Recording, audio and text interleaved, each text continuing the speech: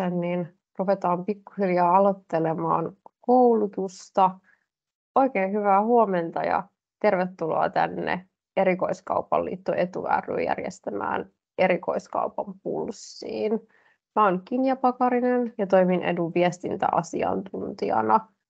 Olen tässä webinaarissa mukana moderoimassa ja hostaamassa teitä. Ja Edusta sen verran, että Etu on yli 100 vuotta toiminut liitto, jonka tehtävänä on edistää suomalaista erikoiskauppaa kotimaassa ja kansainvälisesti. Osalle Etu on varmasti entuudestaan tuttu, mutta kannustan silti tutustumaan meidän toimintaan osoitteessa etu.fi ja seuraamaan erikoiskaupan alaa aitiopaikalta.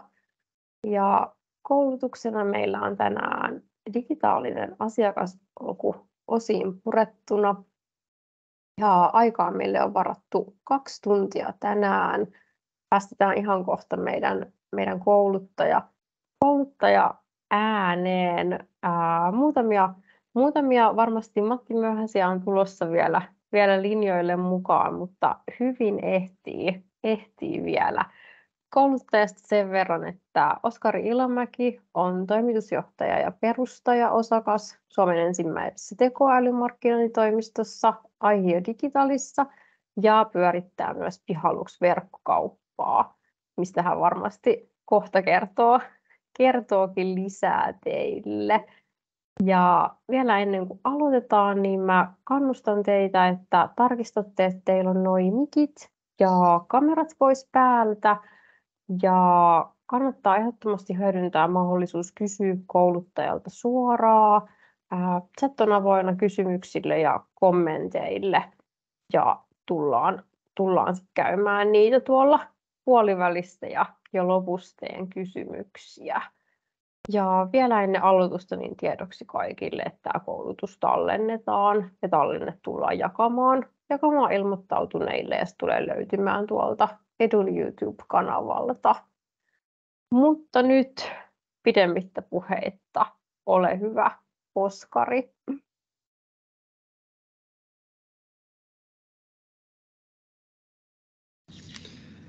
Morjesta vaan kaikille munkin puolesta. Toivottavasti kaikilla on lähtenyt tiistai-aamu mukavasti käyntiin. Meillä on tänään erittäin mielenkiintoinen aihe ja toivon, että tämä tulee herättämään myös paljon keskustelua ja kysymyksiä.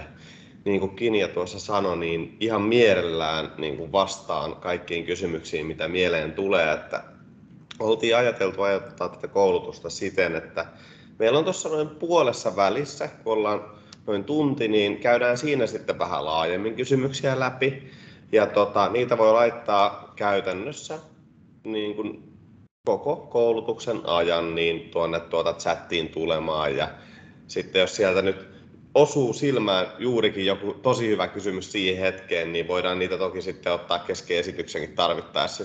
Jos mä vaan en huomaa sieltä, niin katsotaan niitä sitten eteenpäin. Mutta puolessa välissä ja sitten lopussa, niin kun ollaan varattu aikaa kysymyksille, niin saa kysyä ja pitää kysyä, jos jotakin niin kuin mielessä ylipäätään on. Just näin, ja me ollaan täällä teitä varten, joten ehdottomasti rohkaistaan hyödyntämään sitä chat-mahdollisuutta, ja mä tuun sitten lukemaan ne kysymykset, jos Oskari et huomaa tuossa esitystä jakaessa. Mahtavaa. Kuulostaa oikein hyvältä. Mä laitan täältä näytönjaon päälle, niin saadaan esitys kaikille myös silmien eteen. Hienoa. Tosiaan tänään meillä on aiheena digitaalinen asiakaspolku osiin purettuna.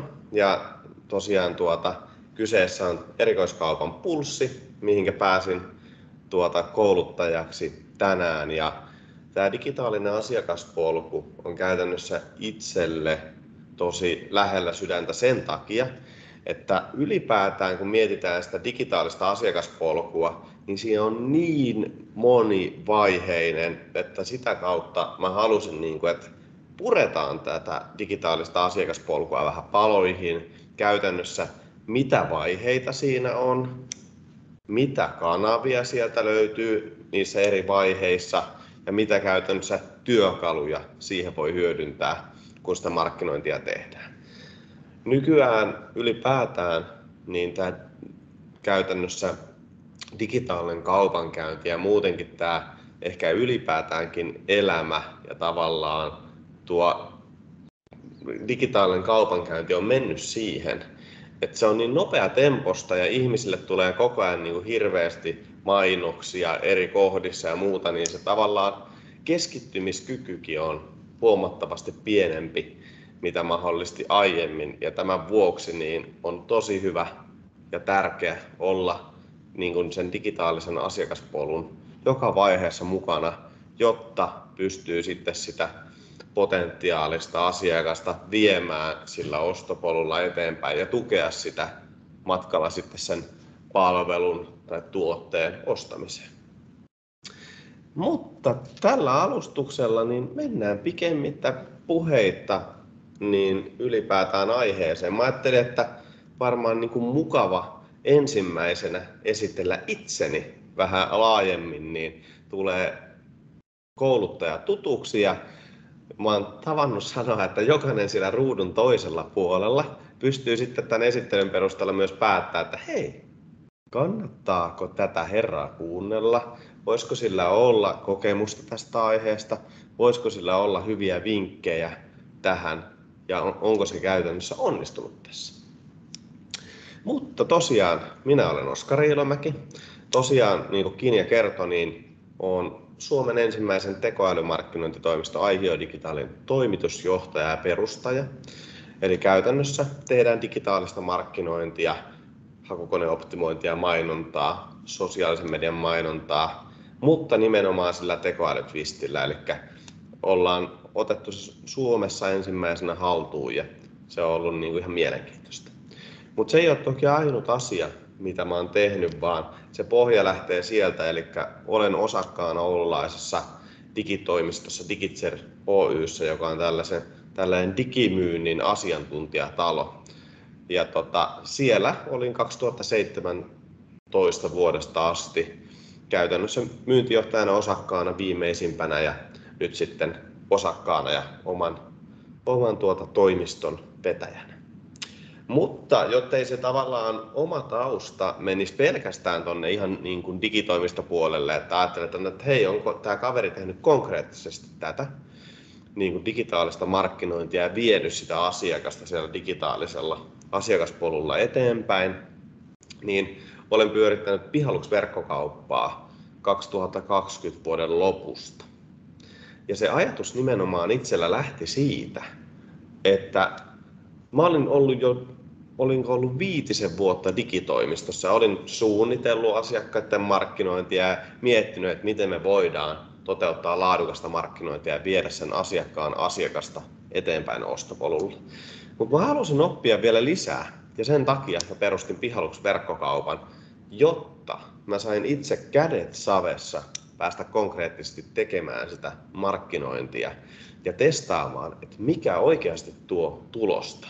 Koska kaikkia kuitenkin aina kiinnostaa se, että miten paljon töitä tehdään, jotta sillä saa parhaan mahdollisen tuloksen, niin siellä mä sain oman käytännössä hiekkalaatikon, millä mä sitten pääsin erilaisia toimia, kuten sosiaalisen median markkinointia, hakusanamainontaa, hakukoneoptimointia, pääsin sitten tekemään. Niin sieltä se kokemus on lähtenyt. Esimerkiksi ensimmäisen vuoden aikana myytiin 58 000 euroa pelkästään hakukoneoptimoinnin avulla. Että ei laitettu markkinointiin euroakaan, vaan haluttiin nimenomaan rakentaa sitä verkkokaupan orgaanisen eli ilmaisen näkyvyyden pohjaa, jotta oltaisiin siinä tilanteessa, että se nimenomaan verkkokaupan kivijalka on se orgaaninen puoli. Mutta siinä vähän minusta. Ja tosiaan sitten tuossa on sarjayrittäjä, niin on muutamassa muussa firmassa mukana, että tehdään vähän myynnin ja markkinoinnin konsultointia muutenkin ja vähän flippausta ja tämmöistä. Mutta siinäpä lyhyesti meikäläisestä, että voisi ehkä kiteyttää, että tällainen aika intohimoinen myynnin ja markkinoinnin ammattilainen, että haluan jatkuvasti oppia lisää ja se oikeastaan, miten tämä mun oma polku on Digitseristä ja pihaluksista mennyt tähän aiheeseen on ollut se, että mä oon halunnut jatkuvasti kehittyä ja tarjota asiakkaille sitä parasta osaamista ja olla myös itse niin kuin tässä nykyisessä markkinassa tietoinen siitä, että mikä on paras keino tehdä markkinointia. Mutta siinä lyhyesti meikäläisestä. Mennäänpä itse päivän aiheeseen. Elikkäs, mitä kanavia digitaaliselta ostopolulta löytyy? Mä oon tehnyt tällaisen kuvaajan tästä, eli käytännössä niin kun ylipäätään kun mietitään digitaalista ostopolkua, niin se yleensä jaetaan 4 osa-alueeseen. Eli meillä on käytännössä tietoisuus. Meidät pitää tietää, pitää olla jotenkin niin kuin löydettävä tai näkyvillä, tai ylipäätään, että mä tiedän vaikka esimerkiksi, että Gigantti on olemassa, jotta mä voin mennä Giganttiin ja ostaa sen vaikka televisio. Sitten meillä on käytännössä harkintavaihe, missä niin kun me ollaan, niin kun mä tiedän, että Gigantti on olemassa, mutta sitten mä harkitsen, että haluanko mä ostaa niin 55-tuumaisen vai 60-tuumaisen TV. Se on se ensimmäinen osa-alue. Mutta sitten mä mietin, että no haluanko mä ostaa sen niin Gigantista vai verkkokauppakomista vai vaikka Veikon koneesta. Niin tavallaan, että mitä eri osa-alueita harkintavaiheessa on, mihin voidaan vaikuttaa esimerkiksi digitaalisella markkinoinnilla. Sitten on ostopäätös, eli se, missä me yritetään saada se asiakas tekemään se ostopäätös. Että nyt se Oskari päättää, että hei, mä ostan nimenomaan Veikon koneelta sen 55-tuumaisen Samsungin telkkarin, koska nyt kun mä oon esimerkiksi käynyt Gigantin sivuilla ja sitten Veikon kone onkin tehnyt Lookalike-ryhmän Gigantille, eli käytännössä ne huomaa, että Oskari on kiinnostunut Gigantista, niin miksipä Veikon kone ei markkinoi sinne televisioita. Ja sitten kun mulle tuleekin markkinointia Veikon koneelta, niin mä saatankin ostaa sen sieltä, koska se on nimenomaan mun mielessä ja läsnä siinä mun ostopolulla. Sitten on kanta-asiakas, eli se tavallaan viimeinen vaihe. Eli kun me ollaan saatu asiakas ostamaan, niin miten me saadaan asiakas ostamaan uudestaan ja uudestaan. Tai miten me voidaan myydä sille asiakkaalle lisää palveluita. Tämä digitaalinen ostopolkuhan ei ole siis tuulesta temmattu tai vaikka minun keksintö, vaan tämä on niin kuin Smart Insightin RACE-malli. Eli käytännössä RACE-malli on yleisesti käytetty digitaalisen markkinoinnin viitekehys, joka nimenomaan tarkoittaa niin kuin R, eli reach, eli tietoisuus, saavutettavuus, A niin kuin act, eli käytännössä harkinta, toiminta, act, ja sitten taas niin kuin C, eli convert, konvertoida, ostopäätös, ja sitten engage, eli käytännössä kanta-asiakas. Ja se, miten niin kuin mä itse aina ajattelen digitaalista markkinointia, niin mä mietin sitä kokonaisuutena. Eli miten me viedään se asiakas aina tietoisuudesta siihen toimintaan kautta harkintaan ja ostopäätökseen ja sitten kanta-asiakkaaseen.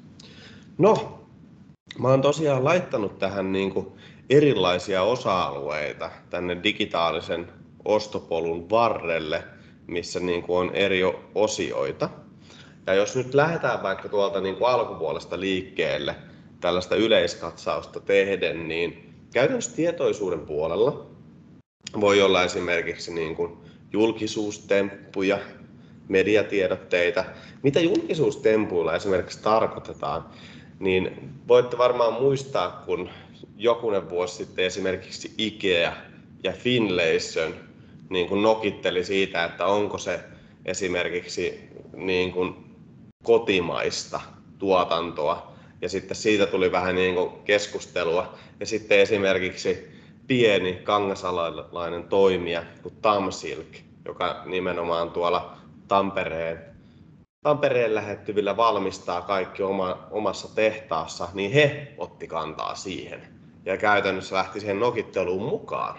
Ja se, mikä oli mielenkiintoista, että joku pieni yritys Tampereelta pystyi kuitenkin käytännössä vastata Ikean ja Finlaysonin nokitteluun ja saada myös siinä siivellä valtavan niin kuin medianäkyvyyden. Ja se oli ihan varmasti heidän markkinoinnin strateginen toimi, että saadaan sitä tietoisuutta Tamsilkistä, joka on kangasalalainen niin kuin vaatteiden tuottaja. Ja tätä haen niin kuin julkisuustempuilla ja se voi olla niin kuin käytännössä mitä vaan. Sitten totta kai mediatiedottaminen, mikä käytännössä esimerkiksi voisi olla vaikka, että jos vaikka teidän yritykseen tai minun yritykseen tulisi vaikka uusi niin kuin osakas vaikka, ja me haluttaisiin siitä tiedottaa tuolla maailmalle tiedoksi, että tämä henkilö on vaikka tunnettu julkisuudessa ja sitä kautta saada niin kuin mediatiedottamisella sitä näkyvyyttä vahvistettua.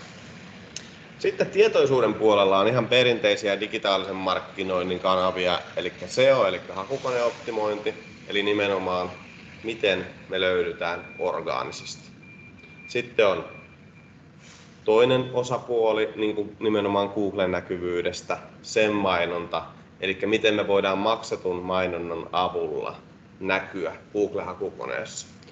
Sitten on sosiaalisen median mainonta, mitä on monia eri kanavia. Sosiaalinen media, millä tarkoitan sosiaalisen median orgaanista puolta, eli käytännössä niin kuin päivityksiä. Jos me ollaan vaikka Facebookissa, Instagramissa, LinkedInissä, TikTokissa, niin jokainen voi julkaista ilmaiseksi päivityksiä omalle Facebook-, linkkari- tai TikTok-sivulle ja sitä kautta saada niin kuin orgaanista ja luonnollista ja ilmaista näkyvyyttä, kun taas sitten mainonnalla niin kuin kohdistetaan jollekin tietylle kohderyhmälle ja sitä kautta haetaan sitä myyntieuroa tai näkyvyyttä. No tietoisuuskohdalla vasta sitä näkyvyyttä.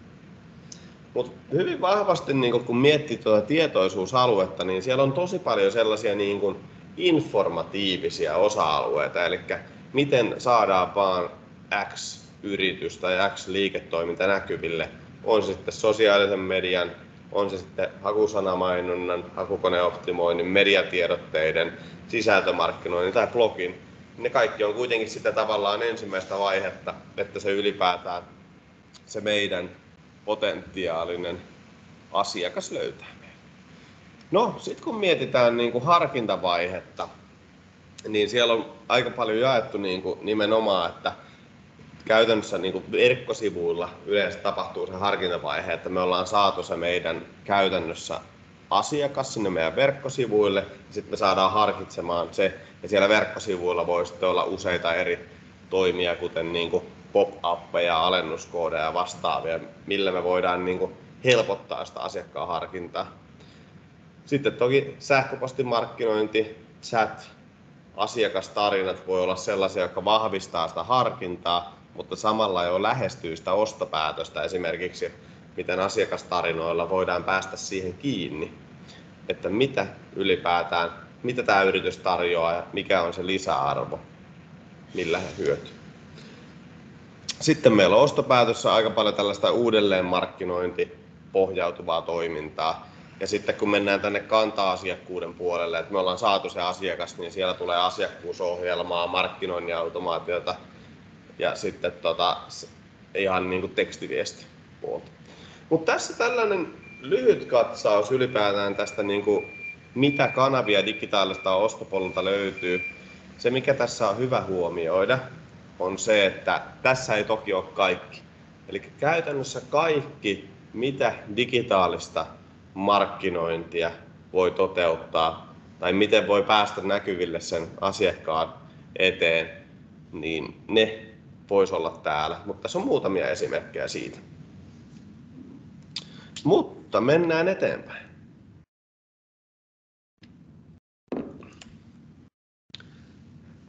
Lämmitellään vähän. Mennään ensimmäisenä aiheeseen tietoisuus. Eli ollaan jaettu tämä käytännössä koulutus 4 eri osa-alueeseen. Eli se tietoisuus, toiminta, konversio ja sitten se sitouttaminen. No, lämmitellään vähän. Mitä sä teet ensimmäisenä, kun sä haet uutta tuotetta tai palvelua? Jos mietitään sitä, että niin kun mä haluaisin ostaa vaikka uudet lenkkarit, niin ensimmäisenä mulle tulee mieleen, että jos mulla on vaikka kaverilla urheiluliike, että no hei, mäpä kävelen sinne. Mutta jos ajatellaan, että mä haluaisin ostaa vaikka uuden kauluspaidan, niin mä luultavasti tekisin niin, että mä menisin Google-hakukoneeseen ja hakisin Tommy Hilfiger kauluspaita, jolloin käytännössä ne asiakkaat, tai siis ne yritykset, jotka löytyisi sillä Tommy Hilfiger kauluspaita haulla, sais nimenomaan itsensä minun tietoisuuteen ja sitä kautta ne pääsisivät osaksi niin kuin tai niin kuin he olisivat yksi osa vaihtoehdoista, jonka kautta me voidaan kauppaa saada. Eli hyvin simppeli. Mutta mä halusin just ottaa, että niin kuin jokainen osa-alue on hyvin simppeli lopulta, mutta pitää vaan miettiä, että mikä on se oikea kanava jokaiseen eri vaiheeseen. Esimerkiksi Google on käytännössä yksi tärkeimmistä markkinointikanavista, koska siellä on ne henkilöt, jotka on jo ostamassa. Niillä on jo se tarve ja ne etsii jo siihen ratkaisua.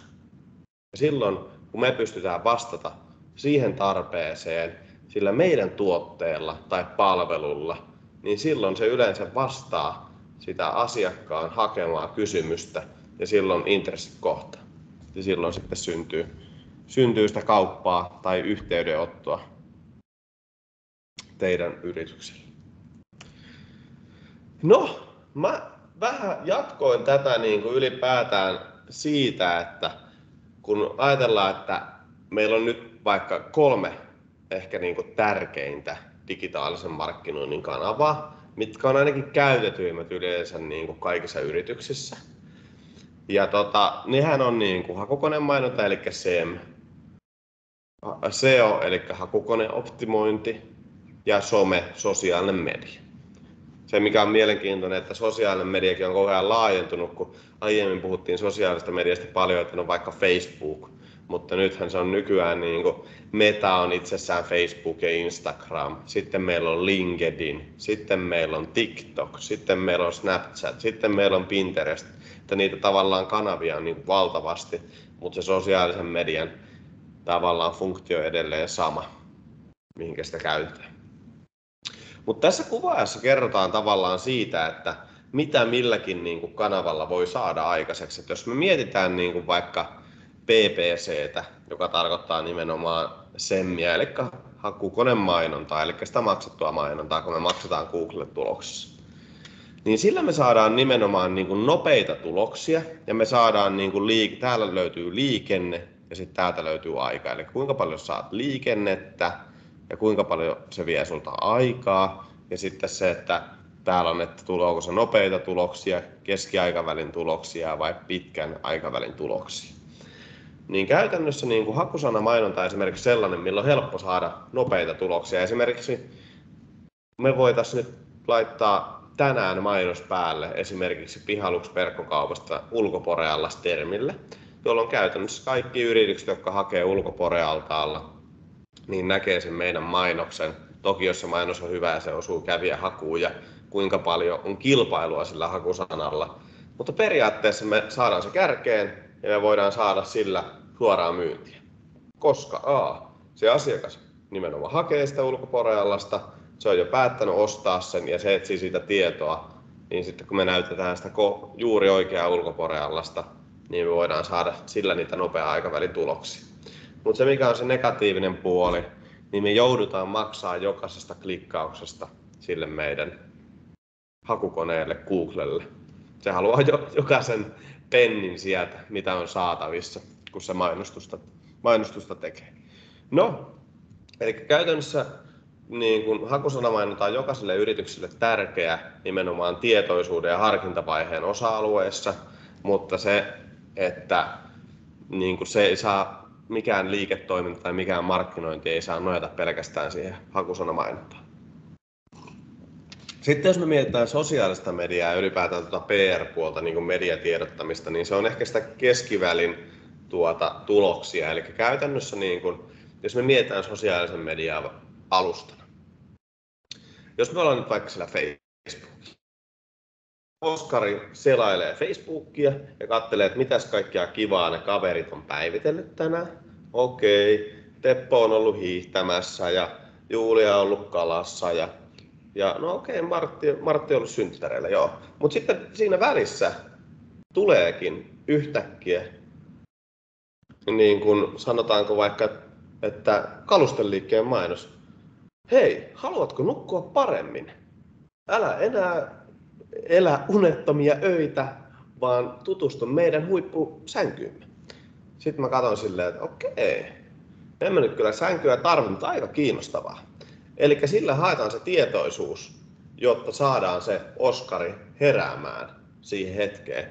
Ja se, mikä sosiaalisessa mediassa on, niin sehän nimenomaan tuo kiinnostusta, mutta se tuo sen vasta harkintavaiheeseen. Tai se nimenomaan luo tietoisuutta ja vie sitä polkua kohti harkintavaihetta, koska mä en luultavasti vielä sillä kohtaa niin kun ollut ostamasta sänkyä, mutta mä olin miettimässä ja se voi siitä lähteä se ostopolku käyntiin. Eli se on nimenomaan hyvä siellä tietoisuuden vaiheessa.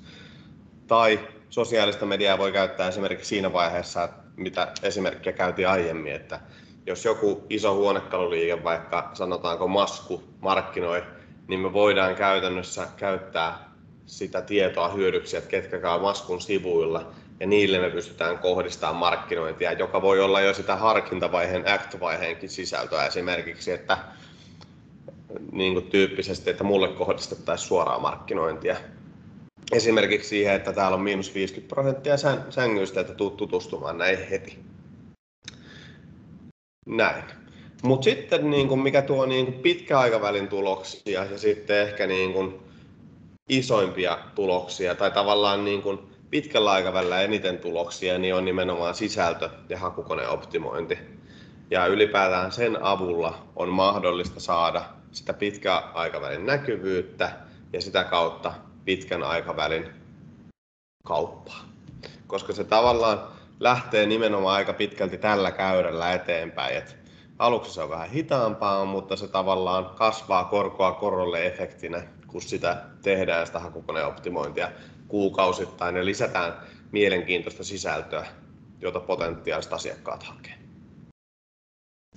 Niin sieltä se tulee. Mutta tässä niin kuin vähän tuollaista niin kuin yleiskatsausta niin kuin noista 3 kanavasta ennen kuin iskeydyttiin tuohon niin kuin vähän syvemmin niin kuin Reach, Act, Convert ja Engage-vaiheen niin kuin osioihin. Ja mennäänpä siihen ensimmäiseen vaiheeseen. Elikkä Reach. Miten tavoitat asiakkaasi? Tässä on käyty niin kuin jo aika monia hyviä esimerkkejä siihen, että miten sitä voi tavoittaa, mutta käydään vielä vähän tarkemmin läpi. Eli hakukoneen näkyvyys. Ja hakukoneen näkyvyyden kautta meillä on se 2 keinoa. Me voidaan saada se orgaanisesti se asiakas, eli luonnollisesti, niin sanotusti ilmaiseksi, orgaanisen kautta. Ja sitten meillä on se maksettu, eli voidaan tehdä sitä hakusanamainontaa, shopping-mainontaa, max performance-mainontaa ja vastaavaa. Eli me voidaan tehdä monia maksetun näkyvyyden keinoja, jotta me näytään nimenomaan Google-hakukoneessa sillä halutulla termillä. No, jos ajatellaan vaikka niin kuin B2B-puolta, eli myydään niin kuin yrityksille palvelua, että ei olisi vaikka kyse verkkokaupasta suoraan, vaan olisi enemmänkin niin kuin B2B-toimiala kyseessä, niin silloin hyviä osa-alueita nimenomaan Reach-vaiheeseen on tällaiset sisältökokonaisuudet ja oppaat. Ja mitä mä tarkoitan sisältökokonaisuuksina, niin esimerkiksi jos niin kun mä myisin vaikka digitaalista markkinointia, niin mä voisin esimerkiksi kertoa, niin kuin kirjoittaa oppaan, että 5 tärkeintä asiaa hakukoneoptimoinnissa. Mitä sinun täytyy tietää hakukoneoptimoinnista? Ja sitten me nimenomaan luota sitä tietoisuutta, että optimoitaisiin esimerkiksi termejä hakukoneoptimointi, miten hakukoneoptimointi toimii, hakukoneoptimoinnin koulutus. Koska sen avulla me saataisiin nimenomaan siinä vaiheessa, kun se kävijä vasta miettii, että mitä tämä hakukoneoptimointi on, niin me oltaisiin jo siinä vaiheessa sitten mielessä, että okei, tämä on tällainen niin kuin Aihio Digital, joka tekee tätä hakukoneoptimointia. Nämä itse asiassa tietää aika hyvin, koska ne kertoo tässä kokonaisuudessa, että mitä pitää tehdä. Eli käytännössä se toimii niin kuin jokaiselle toimialalle, riippumatta siitä, että myykö niin kuin traktoreita vai myykö televisioita vai myykö vaikka softaratkaisua vai myykö vaikka teetä. Niin se, että siihen aihealueeseen kuitenkin kuuluu aina paljon sitä tietoutta, niin jaetaan sitä meidän omaa tietoutta sieltä yrityksen ytimestä ja samalla se tieto, mikä on, niin hakukone optimoidaan. Ja sillä taas tarkoitan sitä, että käytetään niitä termejä, joilla ihmiset hakee. Ja niitä taas voi niin kuin etsiä erilaisista työkaluista, esimerkiksi Google Search Console, tällainen kuin Googlen Keyword Planner. Siihen on monia eri työkaluja, mitä siinä voi hyödyntää. Mutta Reach-vaiheessa tuo hakukoneen näkyvyys on se yksi, mikä on se niin kuin mun mielestä yksi niin kuin tärkeimmistä, koska silloin kaikki tavallaan laatikot täyttyy. Eli asiakkaalla on tarve, tiks, se täyttyy. Asiakas on luultavasti ostamassa, koska se etsii sitä tietoa, tiks. Ja sitten meidän tuote tai palvelu osuu tähän niin kuin hakuun, tiks. Ja silloin me tarkoittaa sitä, että ne kaikki osa-alueet osuu.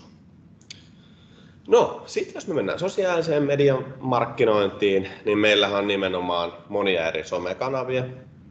Meillä on käytännössä TikTokki, mikä on yksi kasvavimmista sosiaalisen median alustoista tällä hetkellä. Sitten meillä on LinkedIn, sitten meillä on Instagram, Facebook.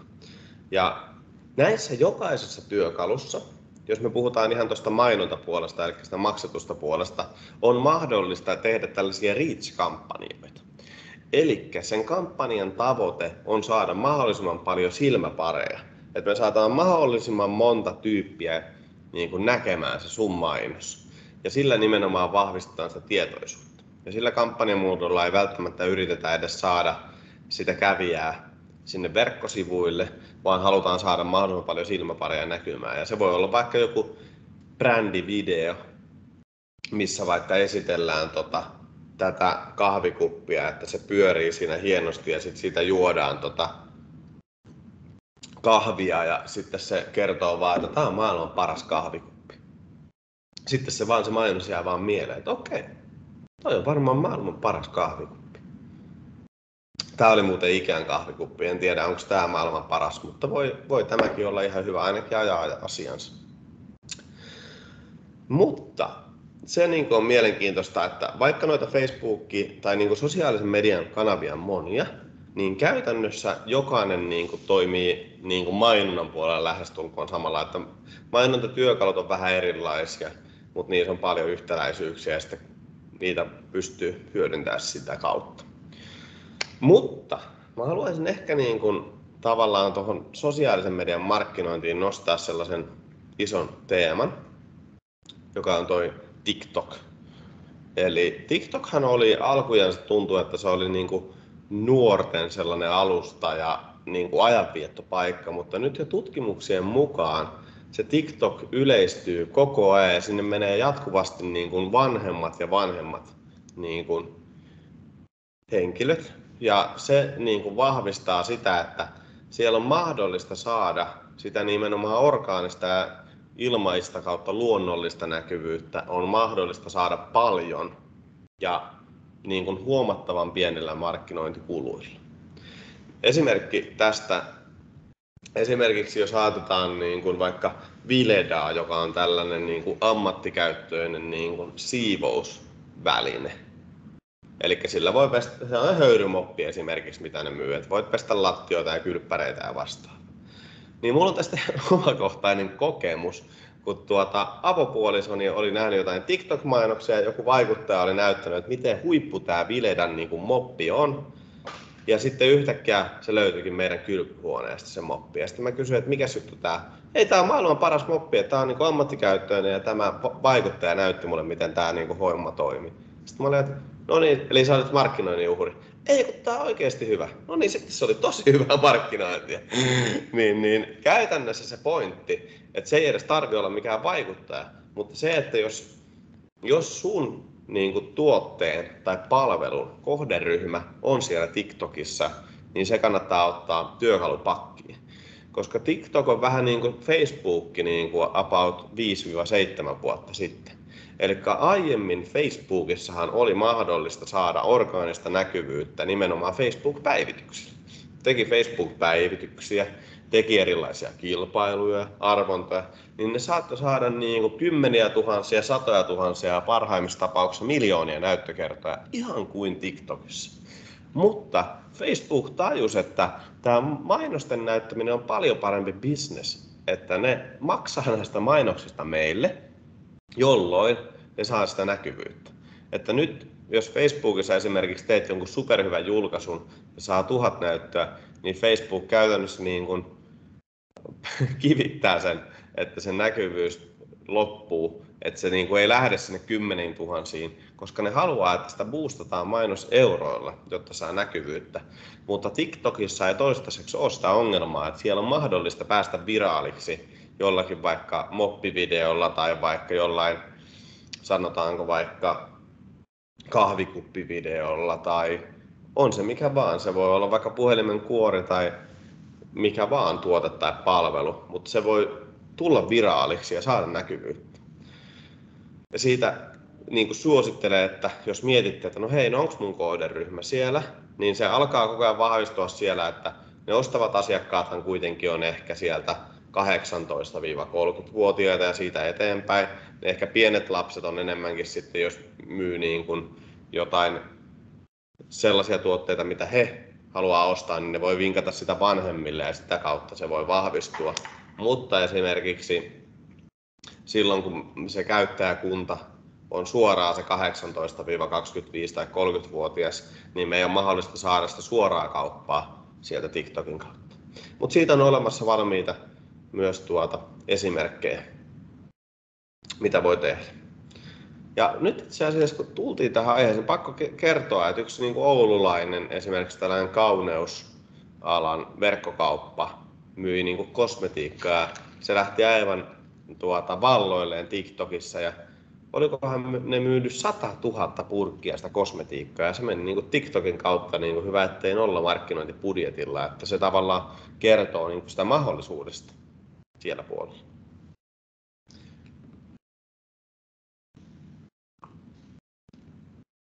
Ja sitten, no ehkä niin kuin noista muista kanavista, niin kuin LinkedIn, niin ehdottomasti niin kuin siellä on hyvä tehdä reach-kampanjointia, varsinkin jos olet B2B-yritys ja sun ostajaprofiili on asiantuntija, se on toimitusjohtaja, se on yrittäjä, se on omistaja, se on hallituksen puheenjohtaja, niin silloin se linkkari on sopiva alusta siihen.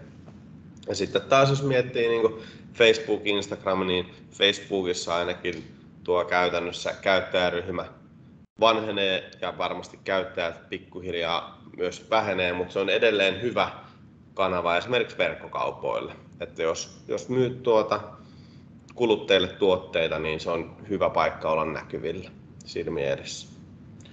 Sitten oli vähän puhetta tuosta mediatiedotteen puolesta, eli mediatiedotteella on niin kuin ajatusta siitä, että mitkä on tärkeimmät asiat. Ota kantaa, osallista, ole rohkea. Eli käytännössä jos haluat niin kuin tehdä mediatiedottamista, niin silloin on hyvä, että pystyt ottaa johonkin ajankohtaiseen aiheeseen tai uutisjuttuun esimerkiksi kantaa sillä sun omalla näkemyksellä, joka sitoo sun arvomaailman siihen sun palveluun ja tuotteeseen. Esimerkiksi tämä kangasalalainen vaatetuottaja, niin siinä oli nimenomaan se, että se pystyi nimenomaan tuoda omat arvot ja sen oman läpinäkyvyyden siihen ja sillä tavalla ottaa kantaa ja saada näkyvyyttä. No, sellainen yksi, joka ei välttämättä ole niin tuttu tai niin kuin olettaisin, että ei välttämättä ole, niin natiivisivustot. No ehkä näistä on niin kuin tutuimpia nämä kaupalliset sivustot. eli Iltalehti, A-lehti, Kaleva, Hesari. Käytännössä jokaisessa kaupungissa on omat kaupungissa ja kunnassa on omat paikallislehtensä, mistä on mahdollista ostaa tällaisia natiiviartikkeleita. Eli esimerkiksi missä kerrotaan, että vaikka jos mä myisin vaikka sanotaanko, että mä myisin tällaisia Airbodseja, niin sitten mä voisin Kalevaan tehdä tällaisen kirjoituksen siitä, että kuinka laadukkaat nämä Airbodsin kuulokkeet on ja mitä hyötyjä niillä on ylipäätään. Ja se olisi parasta, jos minä siinä kirjoittajana olisin nimenomaan äänen ja musiikin ekspertti, jolloin se toisi sitä arvoa nimenomaan sille loppukäyttäjälle. Että okei, että Oskari, joka on äänen ja musiikin ekspertti, on arvostellut nämä kuulokkeet täällä Kalevassa, niin nämä sai nyt niin hyvät arvostelut, että mun kannattaa ehdottomasti ostaa nämä. Eli käytännössä mitä tuolla haetaan, niin on mahdollista saada sitä nopeampaa reachia ja tietoisuutta esimerkiksi paikallislehdillä tai sitten ihan jos mietitään ihan Iltalehteä tai vastaavaa, että se on ihan valtakunnallinen, niin siinä on mahdollista saada näkyvyyttä. Toki ne on aika hinnakkaita, mutta ne on tiettyjä keinoja, että jos sulla on se selkeä viesti, mitä sä haluat tuoda ulos siitä sun tuotteesta ja palvelusta, niin se on hyvä yksi kanava siihen. Mutta sitten taas, mikä on nykyään mahdollista, niin käytännössä, jos sä myisit vaikka sähköpyöriä, niin on mahdollista tehdä, vaikka mä myisin sähköpyöriä vaikka Pihaluks-verkkokaupassa, niin jos mä haluaisin sitten tehdä vaikka tällaisia tavallaan asiantuntija- eli natiivisivustoja, esimerkiksi tällainen on tehty kuin sähköpyöräily.com, jossa löytyy nimenomaan tietoa ja kaikkia aiheita nimenomaan sähköpyöräilyyn liittyen. Niin näiden natiivisivustojen avulla meidän on mahdollista saada sitä orgaanista näkyvyyttä kasvatettua huomattavasti. Toki sen itse sivuston osalta, mutta sitten kun me linkitetään täältä sivustolta sinne meidän Pihalux-verkkokauppaan, niin se nostaa sitä Pihaluksen näkyvyyttä siellä sähköpyöräilyn osa-alueessa, koska tällaisessa natiivisivustossa sähköpyöräily.com puhutaan nimenomaan tästä aiheesta. Ja näitä domaineita on mahdollista varata tosi helposti. Esimerkiksi mikä vaan verkkotoimittaja, vaikka Zoner on tällainen yksittäinen toimittaja, joka tarjoaa palvelintilaa, niin sieltä voi hakea vaikka sähköpyöräily.fi, onko se vapaa? Tai sitten siellä voi vaikka hakea, että vaikka kynäteline.fi tai vaikka puhelintarvike.fi. Ja sieltä voi hakea niitä hyviä domaineita. Esimerkiksi kun joku hakee sähköpyöräilyä, niin nyt jos haette Googlesta vaikka sähköpyöräily, niin mä veikkaan, että tämä on ykkösenä tämä sivusto, ellei sitten kakkosena. Ja se on huomattavasti helpompi saada, koska siellä puhutaan pelkästään sähköpyöräilystä. Mutta juuri se pohja, että jos sä itse omistat sen sivuston ja pystyt hallinnoida sitä sisältöä ja linkittää sieltä sitten myös sinne omaan verkkosivuun tai verkkokauppaan. Ja tämäkin toimii käytännössä toimiala riippumattomasti. Ja nykyään, kun tekoäly on esimerkiksi mahdollistanut sen, että me voidaan tehdä noita sivustoja tosi tehokkaasti. Että on mahdollista, että mä voin kopioida jonkun verkkosivun ja tehdä sille vähän erilaisen brändin ja tekoälyllä tehdä sinne esimerkiksi 20 artikkelia sähköpyöräilystä tosi nopeasti. Ja sitä kautta meillä onkin jo yhtäkkiä viikossa meillä on uusi sivusto, mikä kertoo sähköpyöräilystä. Ja se alkaa nousta Googlessa hyvin nopeasti ja sieltä voi sitten taas linkittää sinne omaan sivustoon. Mutta tuo on ehkä sellainen iso juttu, missä on potentiaalia. Tämä on samalla nimenomaan sitä tietoisuusosiota, mutta tämä on samalla myös sitä oman sivuston hakukoneoptimointia, niin sanottua ulkoista hakukoneoptimointia, millä voi vahvistaa sitä omaa markkinaosuutta.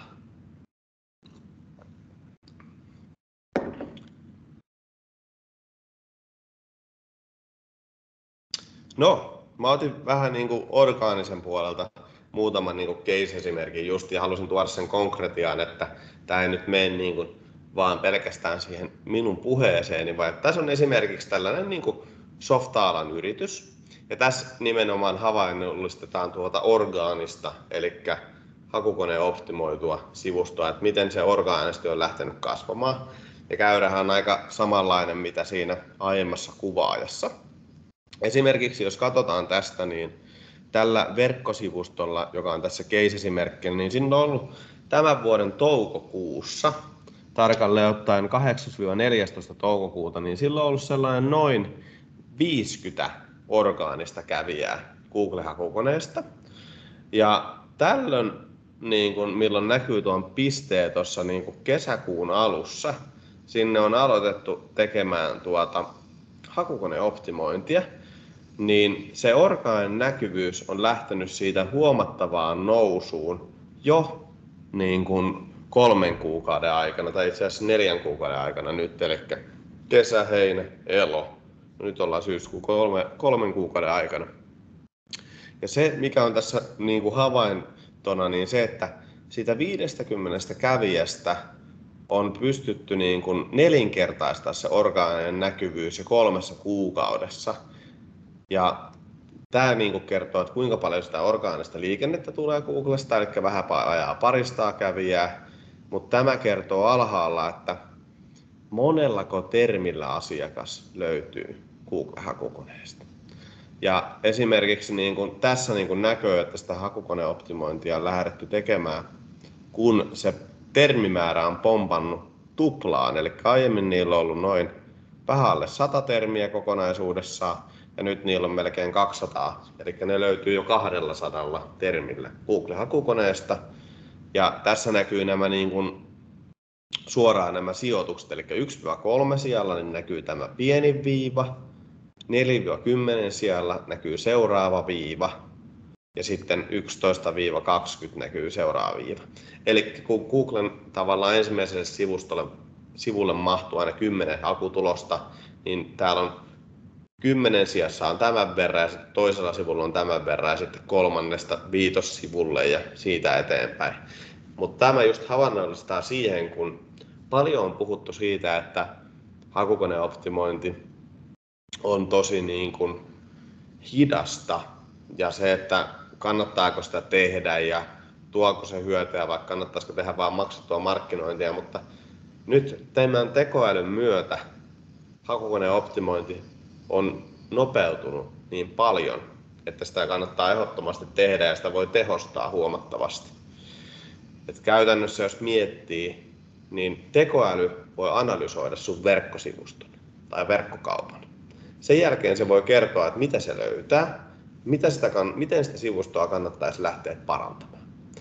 Ja sen jälkeen ihminen voi valita, että no mitkä on ne termit, millä tätä sivustoa kannattaisi hakukoneoptimoida, eli mitkä on ne termit, millä mä haluan liiketoiminnallisesti näkyä, jonka jälkeen tekoäly voi kertoa suoraan, ketkä on 1., 2. ja 3. ja mitä sun pitäisi tehdä, että saisit kärjessä.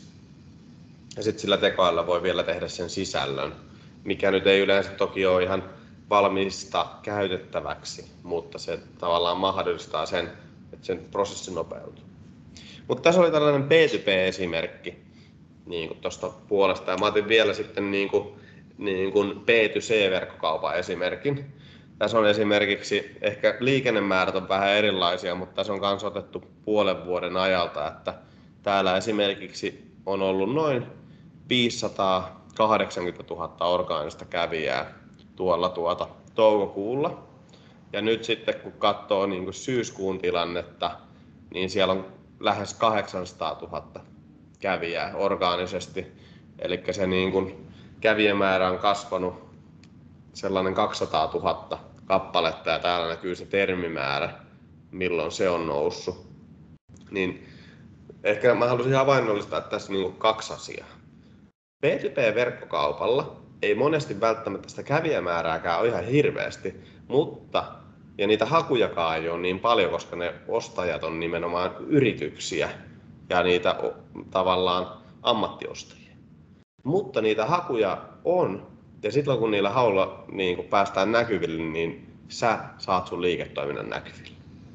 Mutta sitten B2C-verkkokauppa, no tää on ehkä vähän toki niin kuin ääripää, mutta se, että heillä on niin kuin lähes 800 000 kävijää orgaanisesti kuukausitasolla ja sitten niin kuin termimääräkin on isoja, mutta toki kuluttajakaupassa käytännössä Suomessa on kuitenkin se 5,5 miljoonaa vaikka ostajaa, jotka voi niin kuin tulla ostoksille, niin sitä on paljon enemmän kuin vaikka sitten, että kuka haluaa ostaa vaikka räätälöityä softaratkaisuja, niin niitä ostajia on sitten paljon vähemmän kuin sitten taas jollakin kuluttajaverkkokaupalla, joka myy esimerkiksi kaikkea päivittäistavaraa.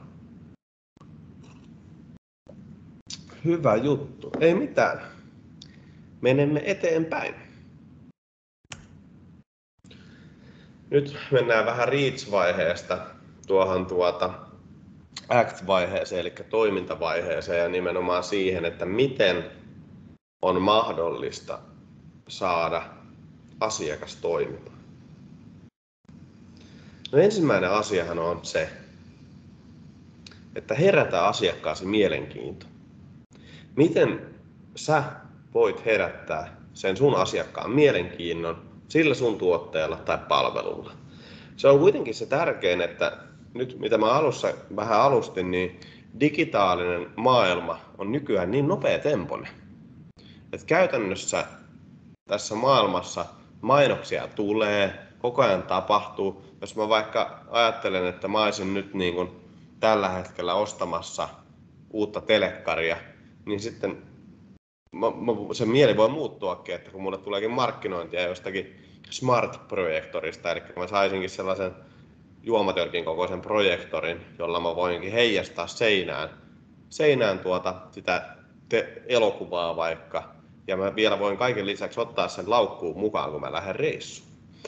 Eli käytännössä, mitä mä hain tällä esimerkillä, että se perinteinen tarve voi olla vaikka, että mä tarvin television, ja televisio on sellainen, joka on siinä kotona TV-tasolla, ja sä katsot siitä TVtä. Mutta sitten jos joku tuleekin ja herättää sen mielenkiinnon sillä markkinoinnilla, että hei, mulla on tällainen smart projector, joka mahtuu laukkuun ja sä voit ottaa sen mihinkä vaan mukaan ja sä saat tästä 100-tuumaisen telkkarin. Et se onkin yhtäkkiä melkein tuplasti suurempi kuin se 50-tuumainen telkkari.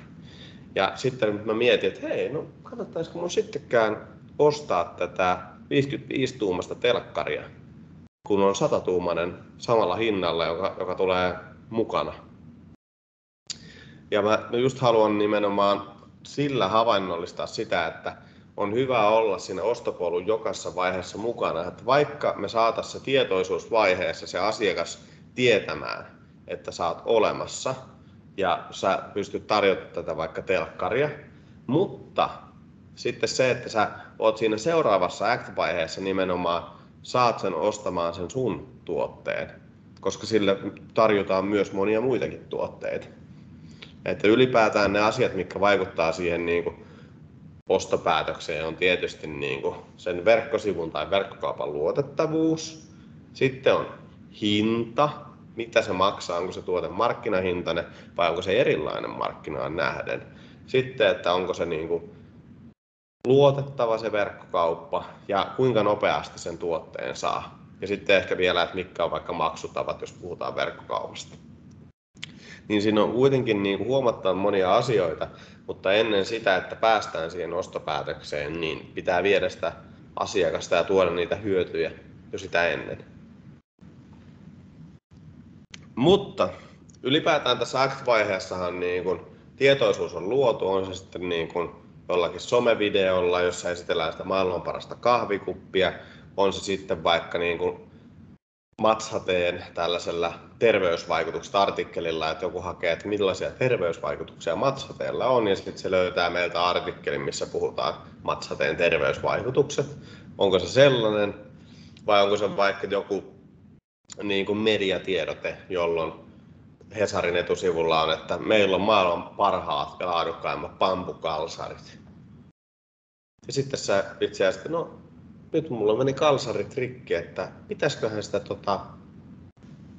sitä ostaa oikein bambukalsarit. Ne oli ilmeisesti laadukkaat, Suomessa tehdyt ja kestävät, niin no, ostetaan.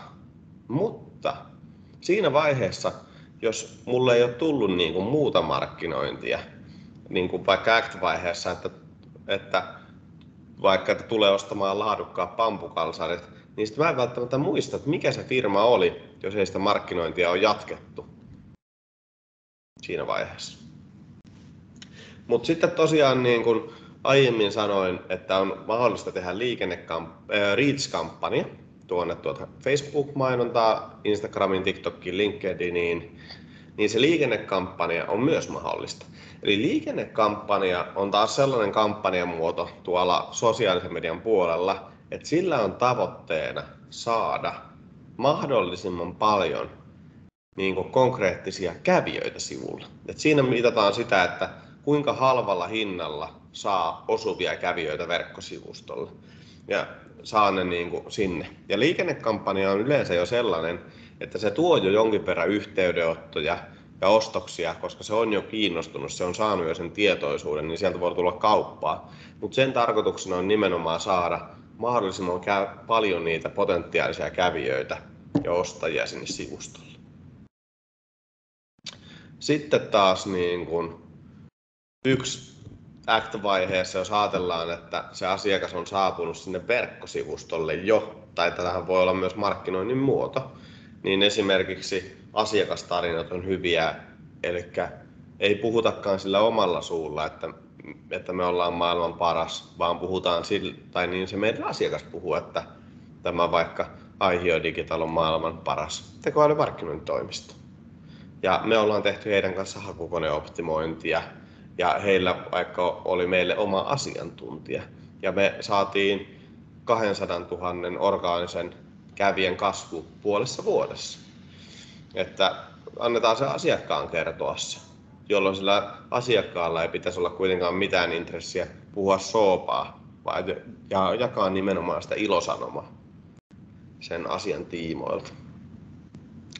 Mutta Act-vaihe on mun niin kuin oma lemppari verkkokaupassa, että jos ajateltaan sitä, että pitäisi vaan niin kuin tehdä yhtä kanavaa, niin mä tekisin ehkä tätä Act-vaihetta, koska sillä nimenomaan tuodaan ne kävijät sun verkkokauppaan tai verkkosivulla, joka tarkoittaa sitä, että ne on siellä sun niin kuin liiketoiminnan ydinpaikassa, siellä missä ne saa sen tiedon ja palvelun.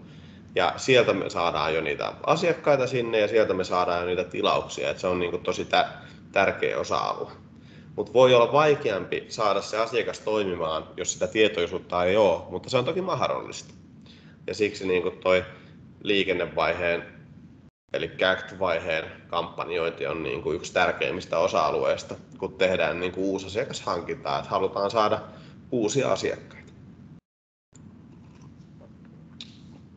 No mulla on täällä muutamia niin kuin esimerkkejä, mutta nyt ennen kuin mennään esimerkkeihin, niin ollaan aika lailla puolessa välissä, eli kello alkaa lähestyä 10, niin voitaisiin ottaa tässä vaiheessa kysymyksiä, mikäli niitä on tullut. Ilmeisesti ei ole vielä tullut, mutta olisiko teillä sellaisia? Ei ole tosiaan vielä tullut kysymyksiä linjoilta. On muistuteltu kyllä ja muistutan nyt uudestaan, että nyt on tosi hyvä kysymys. Tosi hyvä mahdollisuus esittää niitä kysymyksiä. Oikein hyvä ajankohta sille ja hyödyntää se, että Oskari on täällä livenä paikalla tänään. Vaikka toki jos koulutuksen jälkeenkin herää jotain ajatuksia, niin voidaan välittää niitä sitten Oskarille eteenpäin.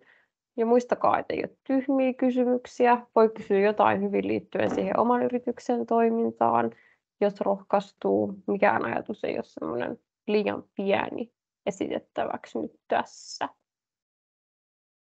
Juuri näin, on ihan samaa mieltä, että mikään kysymys ei ole tyhmä. Että ihan mitä vaan voi kysyä nimenomaan siihen omaan niin kuin liiketoimintaan tai yrityksiin liittyen. Ja toki niitä saa sitten laittaa niin kuin perästäkin tulevaan niitä kysymyksiä.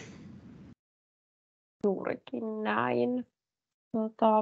Chattiin tulikin. Kiitos. Ensimmäinen kysymys. Ihanaa. Siellä on keskustelun avaus.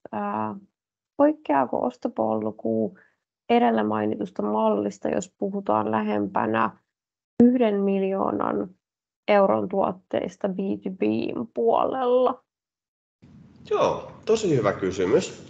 Eli käytännössä niin kun, jos lähdetään purkamaan niin on hyvä tunnistaa nimenomaan se ostajaprofiili ja ostostapa.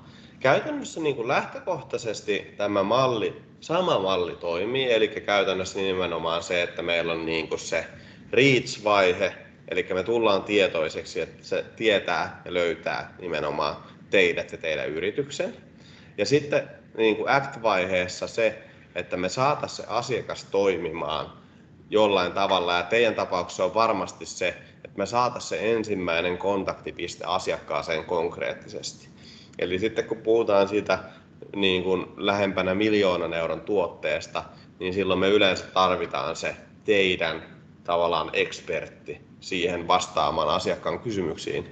Ja nimenomaan sillä hakukoneoptimoinnilla, sosiaalisella medialla tai edellä mainituilla on tavoitteena eka saada se tietoisuus, että te olette olemassa, joka tarjoatte sitä esimerkiksi lähes 1 000 000 euron tuotetta, ja sitten se, että me saataisiin se toimimaan tässä vaiheessa. Että ehkä nimenomaan tämä 1- ja 2-osa osuu teille täysin, mutta sitten kun mennään seuraaviin, niin se ei välttämättä osu silloin, kun se tuote on niin kallis, koska silloin nimenomaan painotetaan siihen, että saataisiin se yhteys teihin.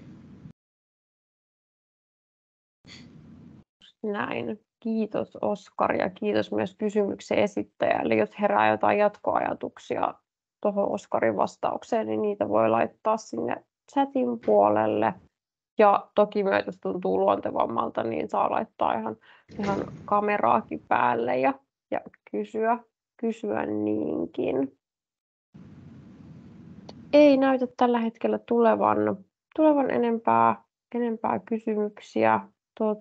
Lopussahan me voidaan myös ottaa niitä, että jos herää ajatuksia, joskus voi käydä niinkin, että tulee niin paljon infoa, että se vaatii hetken sulattelua Kyllä. taas. Kyllä. Mut hyvä, ehkä voidaan mennä eteenpäin, jos linjoilta ei tuu tässä kohtaa enempää ajatuksia. Kyllä. Hei, otetaan ihan 2 minuutin tauko, niin mä täytän vesilasin vielä, niin kestää ääni varmasti loppuun asti, että tuossa noin 4 ylittä jatketaan. Hyvä, näin tehdään.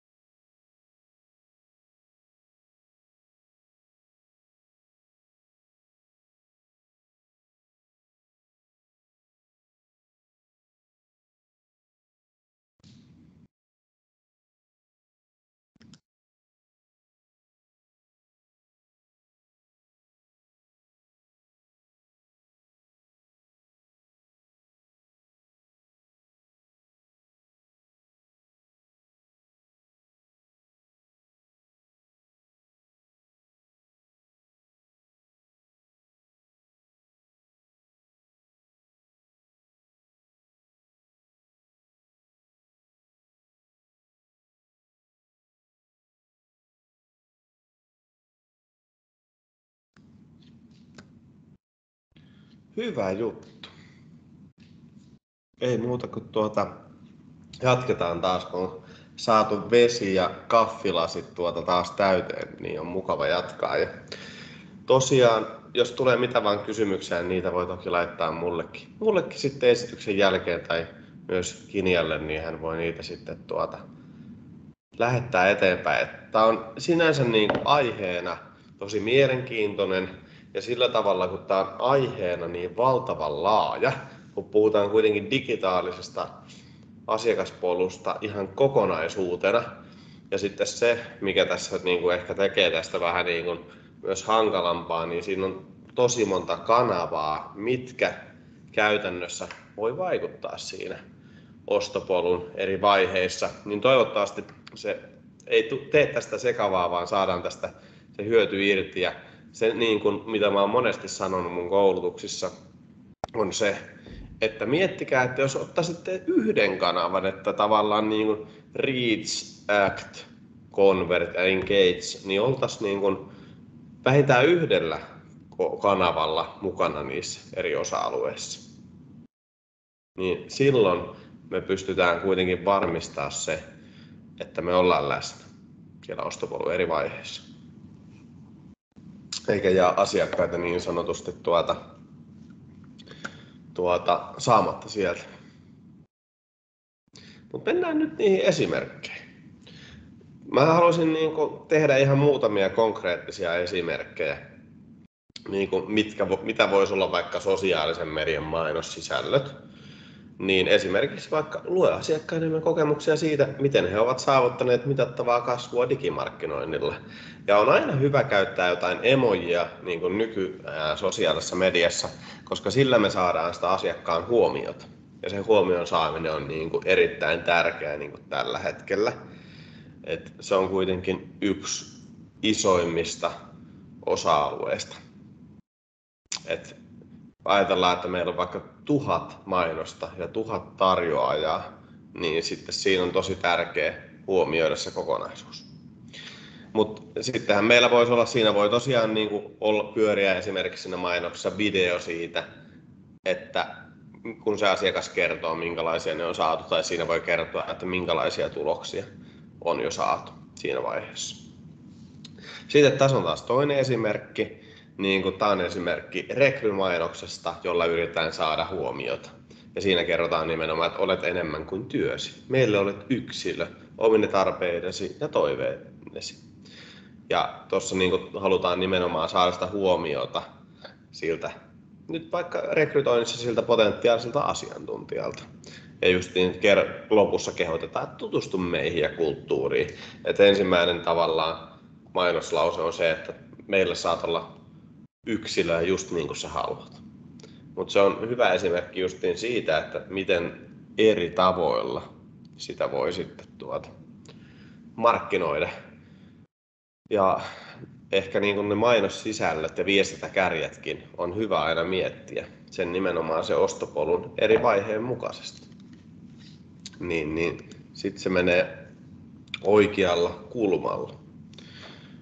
Mutta tässä oli muutamia some-esimerkkejä. Niitähän voi olla, mutta sosiaalinen media on niin kuin alustanakin ylipäätään sellainen, että siellä pystyy ja voi käyttää ehdottomasti niin kuin emojia vähän niin kuin erottautua, koska se helpottaa sitä niin kuin huomion saamista, joka on nykyään haastavampaa, mitä vaikka 3 vuotta sitten tai 5 vuotta sitten.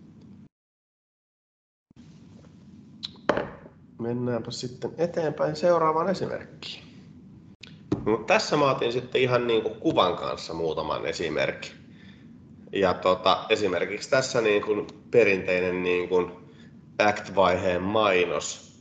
Ja tässä on unohda unettomat yöt hankkimalla kunnon jenkkisänky. Taisinkin aiemmin tästä käyttääkin esimerkkinä. Ja sitten, että tuo ylellinen mukavuus kotiisi jenkkisängyn avulla. Ja tämä on nimenomaan verkkokauppaesimerkki.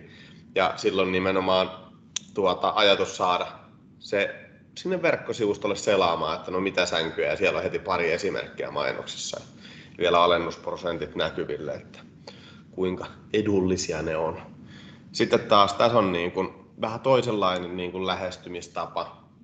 Et siinä on Act-mainoksessa pyritty niin kuin saamaan, tehty video ja nimenomaan koitettu henkilökohtaistaa sitä, että Oskari voi olla samassa tilanteessa vaikka kuin Mikko. Että Oskarille olisi tosi tärkeää myydä auto nopeasti kiireen keskellä, kun on niin kuin pieni lapsi ja on työ, että on niitä monia osa-alueita. Niin se, että tuodaan se, että tee myynti-ilmoitus muutamassa minuutissa ja anna autoliikkeiden kilpailla autostasi avoimessa huutokaupassa. Ja sitten tuolla videolla nimenomaan tuodaan se lähelle, se ostajan kokemus. Et pyritään niin kuin tekemään siitä mainosta mahdollisimman samaistuttava. Ja esimerkiksi tuossa esimerkissä, mitä kysyttiin tuolla aiemmin, että jos tuote on kallis, niin sitten se nimenomaan riippuu, että kuka on se ostajaprofiili ja onko se ostos, niin kun, onko siinä vaikka 5 ihmistä, jotka liittyy siihen ostoksen tekemiseen ja haetaanko siihen vaikka jotakin rahoitusta vai onko se jonkinlainen hanke vai minkälainen se ylipäätään on se. Mutta se mikä on tärkeää, niin me pystytään joka tapauksessa markkinoida niille ensin, että me saadaan se tietoisuus ja sitten me saadaan se toiminta. Mutta mikä tärkeintä, että jos esimerkiksi se tarjouspyyntö tulee suoraan teille, vaikka jostain niin kuin X-aiheesta, joka on haastavampi, niin se, että jos se on jättänyt sen tarjouspyynnön teidän verkkosivustolta ja me tunnistetaan, että se on nyt jo jättänyt tarjouspyynnön, niin me pystytään markkinoida ja tuoda niitä meidän palvelun tai tuotteen hyötyä ja samaistaa sitä ostajaa, että kun sillä on ollut se ongelma, jonka takia se on pyytänyt sen tarjouksen, niin me pystytään tuoda niitä meidän hyötyjä, jotka ratkaisee sen ongelman jo siinä niin kuin ostoprosessin aikana, kun se ostoprosessi on käynnistynyt.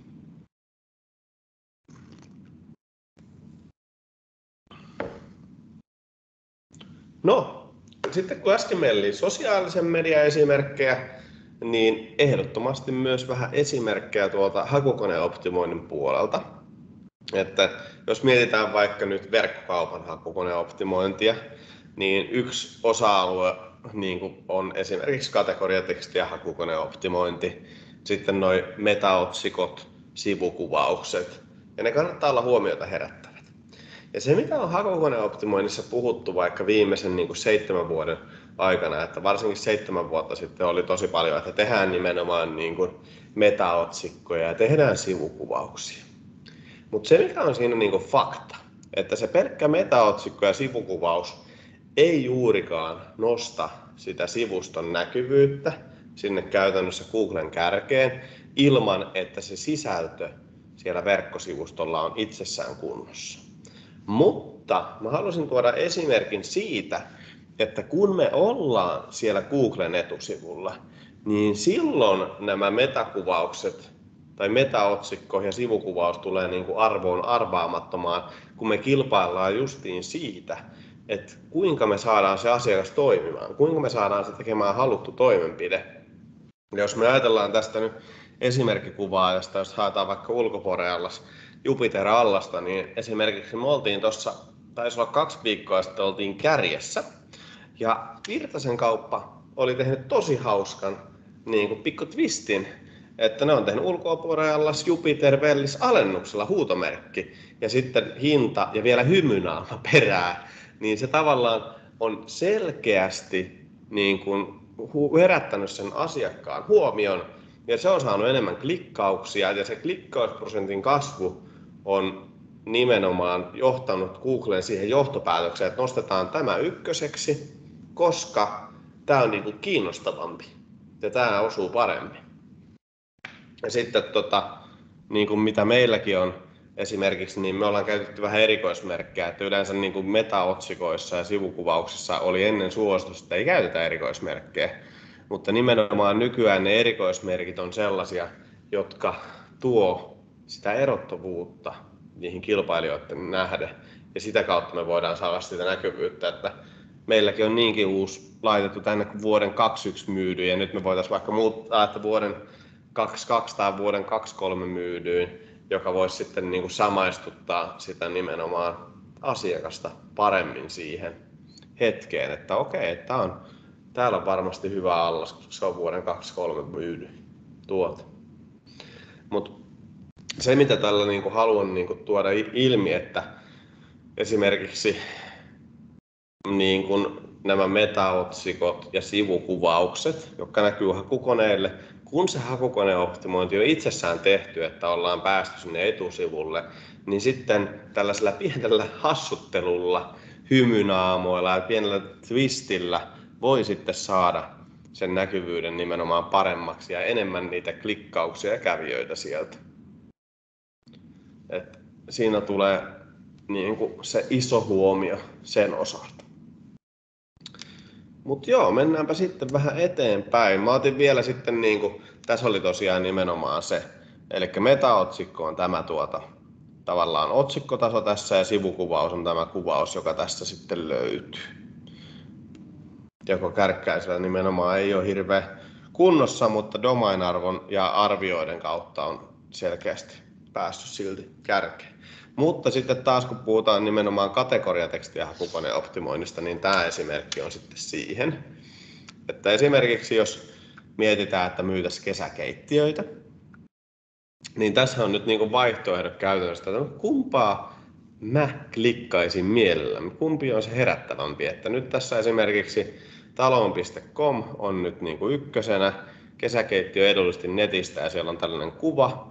Mutta sitten taas meillä on nyt esimerkiksi kesäkeittiöt, kotimaista verkkokaupasta, pihaluks. Ja me ollaan saatu tuotua niin kuin useat eri kesäkeittiökuvat tuohon esimerkiksi herättämään sitä huomiota. Niin nyt esimerkiksi tätä me päästään beta-testaamaan, että noustaanko me nyt sitten kärkeen, kun me saadaan isompaa klikkausprosenttia, kun me ollaan saatu tuotua tähän enemmän näitä kuvia.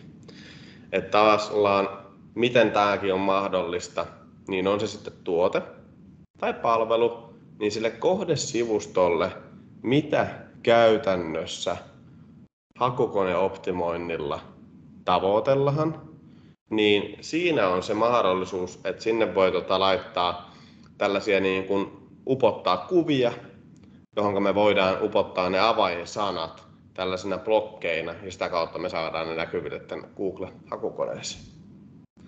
Niin se on aika mielenkiintoista, koska sitten silloin me näytään myös tuolla Googlen kuvahaun kautta, jos joku surffailee kuvahaun puolella, niin meillä on sielläkin mahdollisuus saada sitä näkyvyyttä aikaiseksi. Hyvä.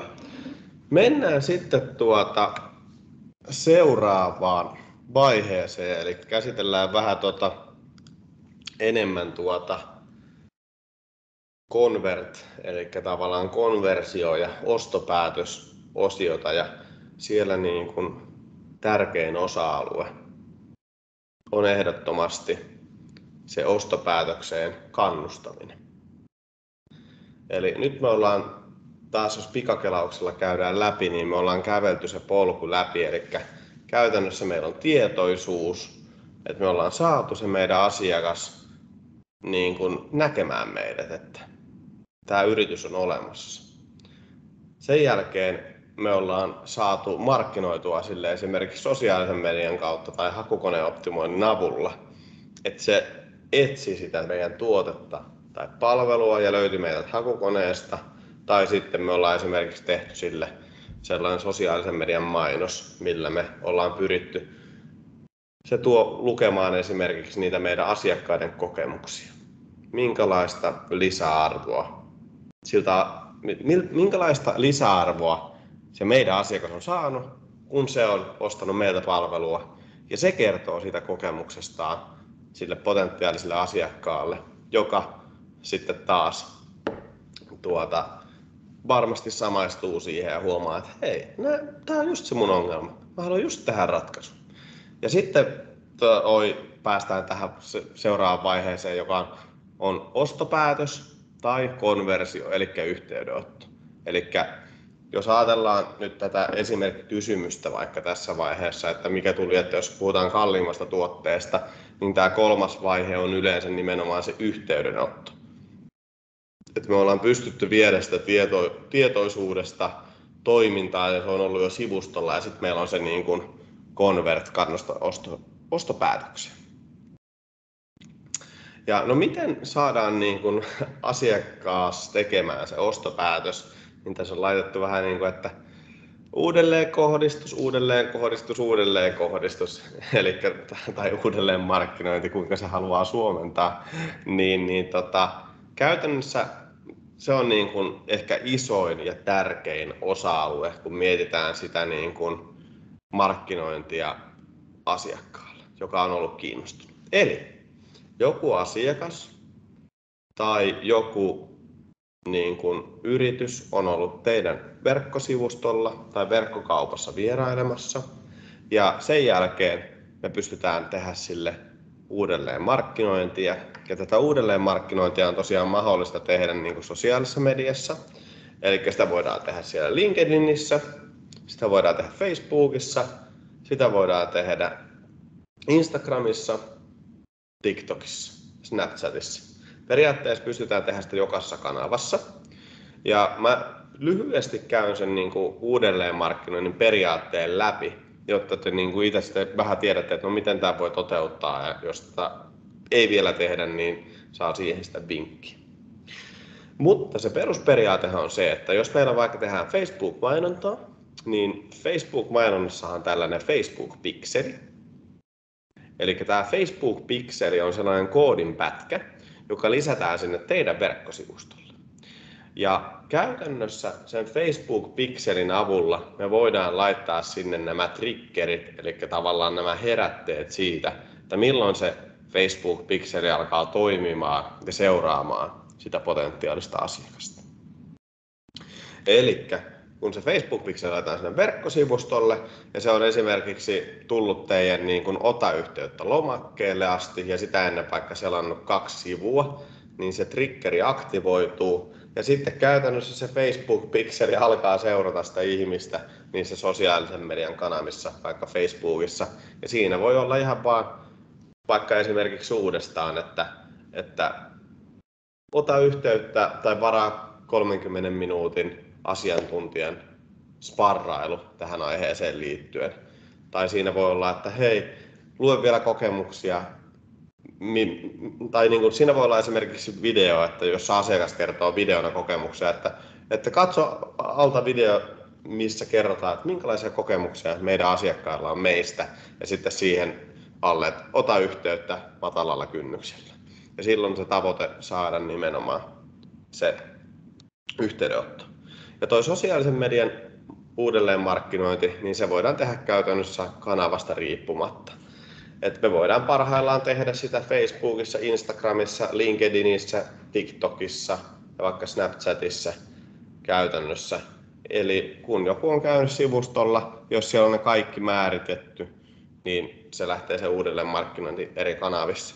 Ja tässähän tulee se niin kuin digitaalisen ostopolun hienous, että kun tässä on Oskari, ja sitten meillä on täällä vaikka 5 somekanavaa, jotka kiertää Oskaria: Facebook, Instagram, LinkedIn, TikTok, Snapchat. Niin sitten kun mä oon käynyt katsomassa sitä niin kuin uuden karhiaa telekkaria sieltä Gigantista, niin sitten kun Gigantti tekee markkinointia niissä kaikissa, niin yhtäkkiä ne tuntuu, että ne on koko ajan näkyvillä.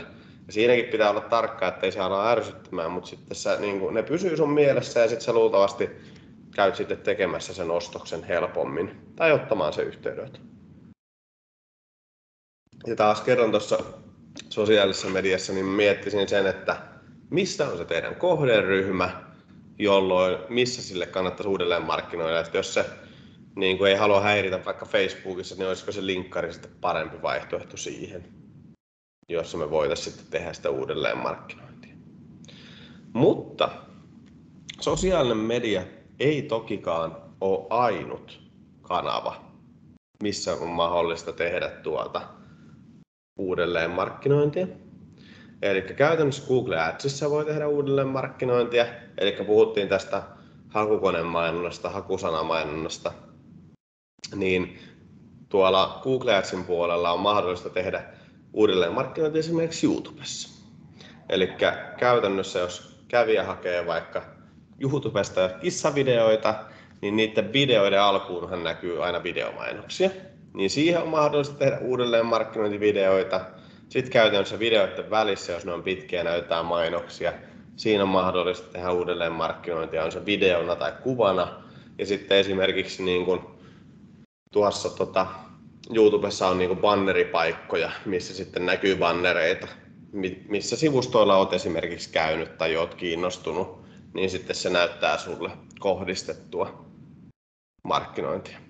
Mutta käytännössä Googlella on niin kuin kattava display-verkosto itsellä, jonka kautta me voidaan niin kuin mainostaa siellä YouTubessa videoilla, mutta me voidaan mainostaa koko niin kuin Googlen verkostossa, eli vaikka niin kuin Iltalehden sivulla voi olla mainospaikkaa ja kymmenillä ja sadoilla tuhansilla sivustoilla on erilaisia mainospaikkoja, mihinkä me voidaan sitten tehdä sitä uudelleenmarkkinointia, että riippuen, että selaako se vauva.fi vai selaako se Iltalehteä vai selaako se vaikka Kauppalehteä.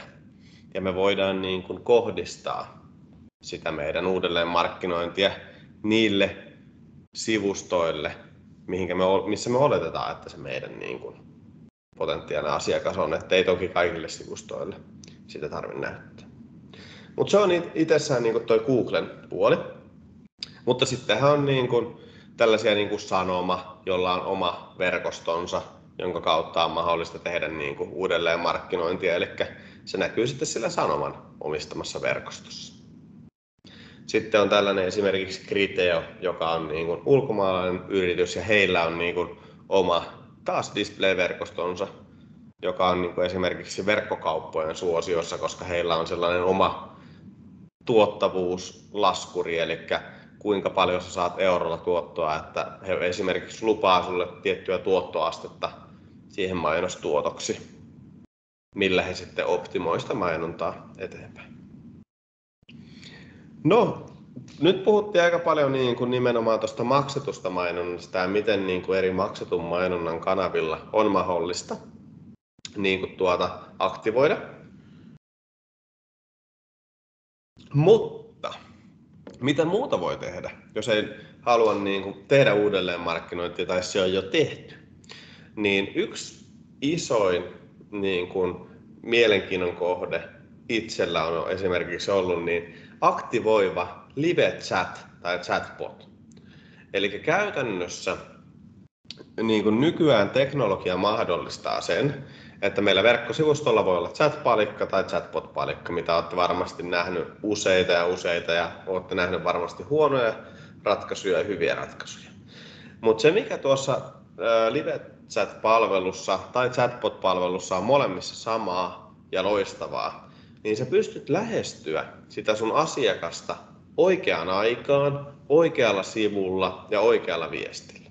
Eli me voidaan käytännössä sinne live-chattiin tai chatbottiin asettaa niitä automaattisia niin kuin triggereitä, eli niin kuin herätyksiä siihen, riippuen siitä, mitä se asiakas tekee. Esimerkiksi, jos asiakas on käynyt vaikka etusivulla, palvelusivulla, ja sitten se on tullut ota yhteyttä sivulle, niin sitten sieltä voi tulla, että hei, että tarvitsetko apua, tai niin kuin, että asiantuntija on paikalla, että tarvitsetko apua, että onko mitään kysymyksiä, että saataisiin se keskustella se asiakas, jolloin saataisiin pienennettyä nimenomaan sitä yhteydenoton kynnystä, mikä voi olla monesti se isokin kynnys jättää se yhteydenotto siinä vaiheessa.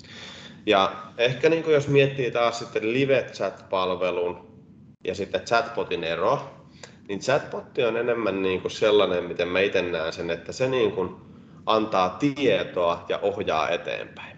Et sitä ei ehkä kannata yrittääkään välttämättä toistaiseksi vielä rakentaa sellaiseksi, että se niin kuin myisi asiakkaalle tai se generoisi tietoa jostakin vaikka Googlen syövereistä, vaan ehkä enemmänkin niin, että se chatbot ohjaa eteenpäin, että vaikka että minkälainen asia sulla on kyseessä ja siinä voi olla sitten, että haluan jutella asiantuntijan kanssa, haluan olla yhteydessä, minulla on kysymyksiä tähän liittyen tai sitten, että haluan lukea blogiartikkeleita ja sitten me ohjataan se eteenpäin sillä chatbotin avulla.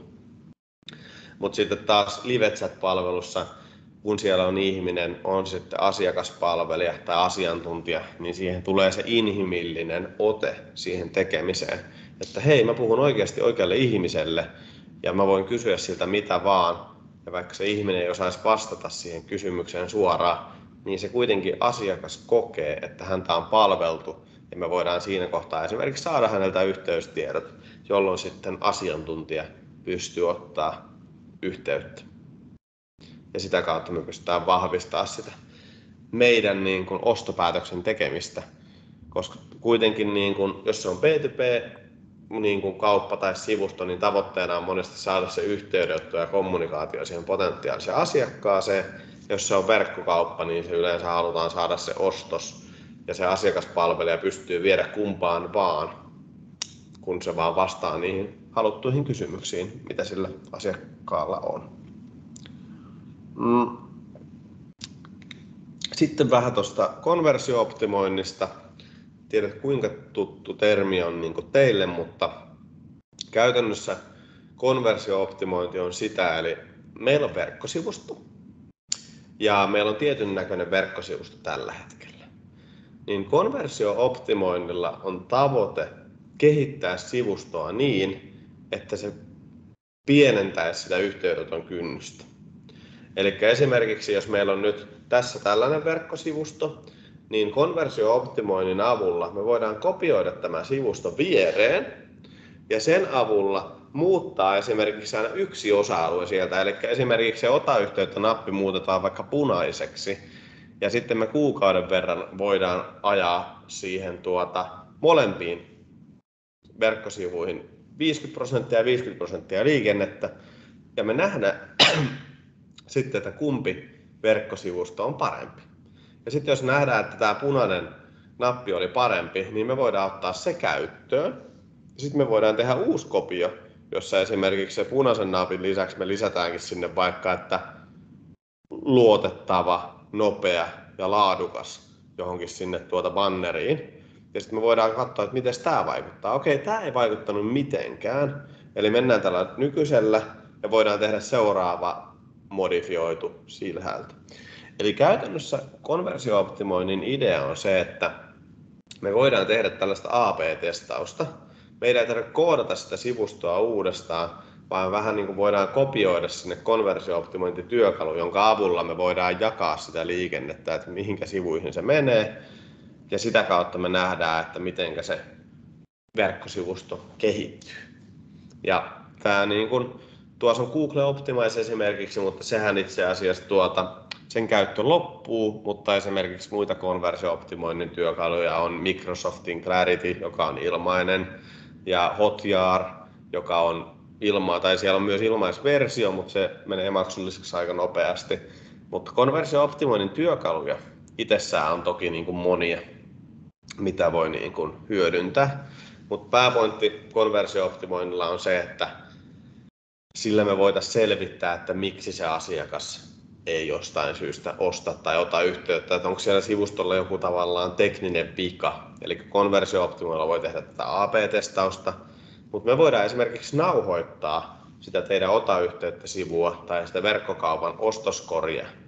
Me voidaan nauhoittaa ja selvittää sitten nauhoituksien perusteella, että onko siellä yhtäläisyyksiä siitä, että miksi ne kaikki poistuu sivustolta, jonka kautta me voidaan löytää se tekninen ongelma, joka korjaamalla me pystytään sitten vahvistamaan sitä konversio-osiota ja saada enemmän yhteydenottoja ja myyntiä.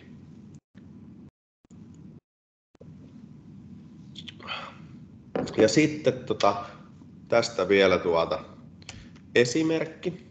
esimerkki tuosta.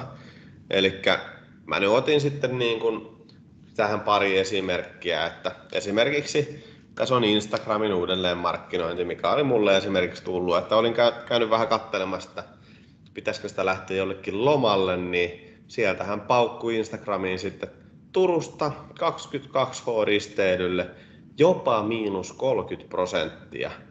Ja siellä koodilla heti 23.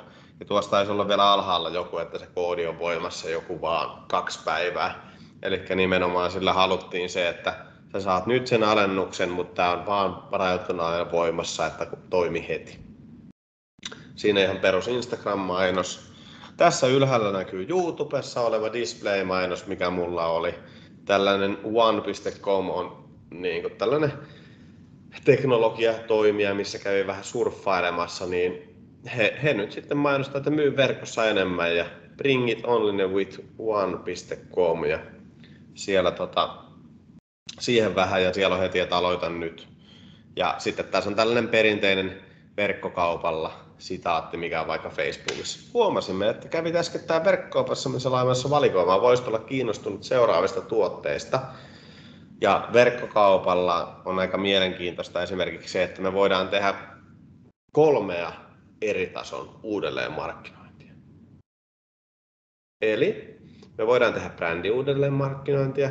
Mikäli sä oot käynyt meidän sivustolla, niin sit siellä voi olla vaan niinku sellainen brändimainos vaikka, että mitä mä haluan, että mun yrityksestä tulee ensimmäisenä mieleen, niin siinä voi olla se niin kuin viesti. Esimerkiksi vaikka, että Aihio Digital on Suomen ensimmäinen tekoälymarkkinointitoimisto, tehokkaampi ja nopeampi.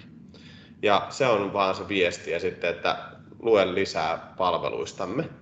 Se voi olla se ensimmäinen tavallaan brändi uudelleenmarkkinointi, miksi mä itse kutsun sitä. Sitten meillä voi olla kategoria niin kuin markkinointi tai niin kuin uudelleenmarkkinointi. Eli jos joku on katsonut vaikka meidän palveluita, että se on katsonut vaikka hakukoneoptimointipalvelua tai verkkokaupassa vaikka sohvaa, niin sitten meillä voi tulla uudelleenmarkkinointi, jossa näkyy niin kuin erilaisia sohvia. Että tässä on meidän kategoriasta löytyy divaanisohvat, sitten löytyy levitettävät sohvat ja sitten 3 istuttavat sohvat. Eli näkyy kategorioita ja niitä markkinoidaan, kun me ei vielä tiedetä, että mitä sohvaa se haluaa ostaa.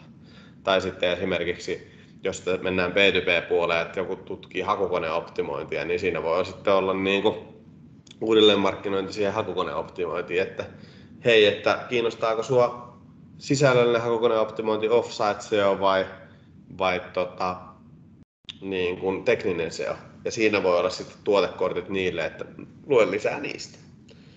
Se on se niin kuin toinen vaihe, mutta sitten verkkokaupalla, mikä menee sitten taas B2B-puolella vähän eri tavalla, niin verkkokaupalla on sitten tällainen dynaaminen uudelleenmarkkinointi, missä tätä viimeistä on esimerkiksi käytetty. Että jos sä oot katsonut vaikka jotain sohvaa tai mukia, niin ne tuotteet seuraa sua, mitä sä oot itse kattonut verkkokaupasta. Ja silloin siinä voi olla tekstinä joku geneerinen, että huomasimme, että kävit verkkokaupassamme, voisit olla kiinnostunut seuraavista tuotteista. Niin sitten se dynaamisesti näyttää niitä tuotteita, mitä sä oot kattonut ja pyrkii siihen, että ostaisi sitä kautta. Toihan toimii yleensä niin kuin vaikka vaatekaupoilla aika hyvin, kun sä oot kattonut sitä tiettyä mekkoa tai kauluspaitaa, niin se sitä kautta tuut näkyville. Se on niin kuin ihan hyvä. Tääkin on vähän kaksipiippunen juttu, että mä en itse käytä yleensä tätä. Ehkä huomasimme, että kävit äskettäin verkkokaupassamme vaan niin kuin ehkä enemmänkin niin, että tässä voisi olla sun tyyliin sopivia kauluspaitoja, että miltä näyttää, että käy ostamassa -25% koodilla tai vastaavaa. Että mennään niin kuin vähän eri tavalla kuin sillä lailla, että huomasimme, että sä oot ollut verkkokaupassa, koska se ei ole ehkä, siitä ei välttämättä tule asiakkaallekaan hyvä fiili. Mutta 3 vaiheista uudelleenmarkkinointia on mahdollista tehdä esimerkiksi somessa. Ja tosiaan B2B:ssä sitten se 3. vaihe on nimenomaan se, että ota yhteyttä tai tila-analyysi tai joku vastaava.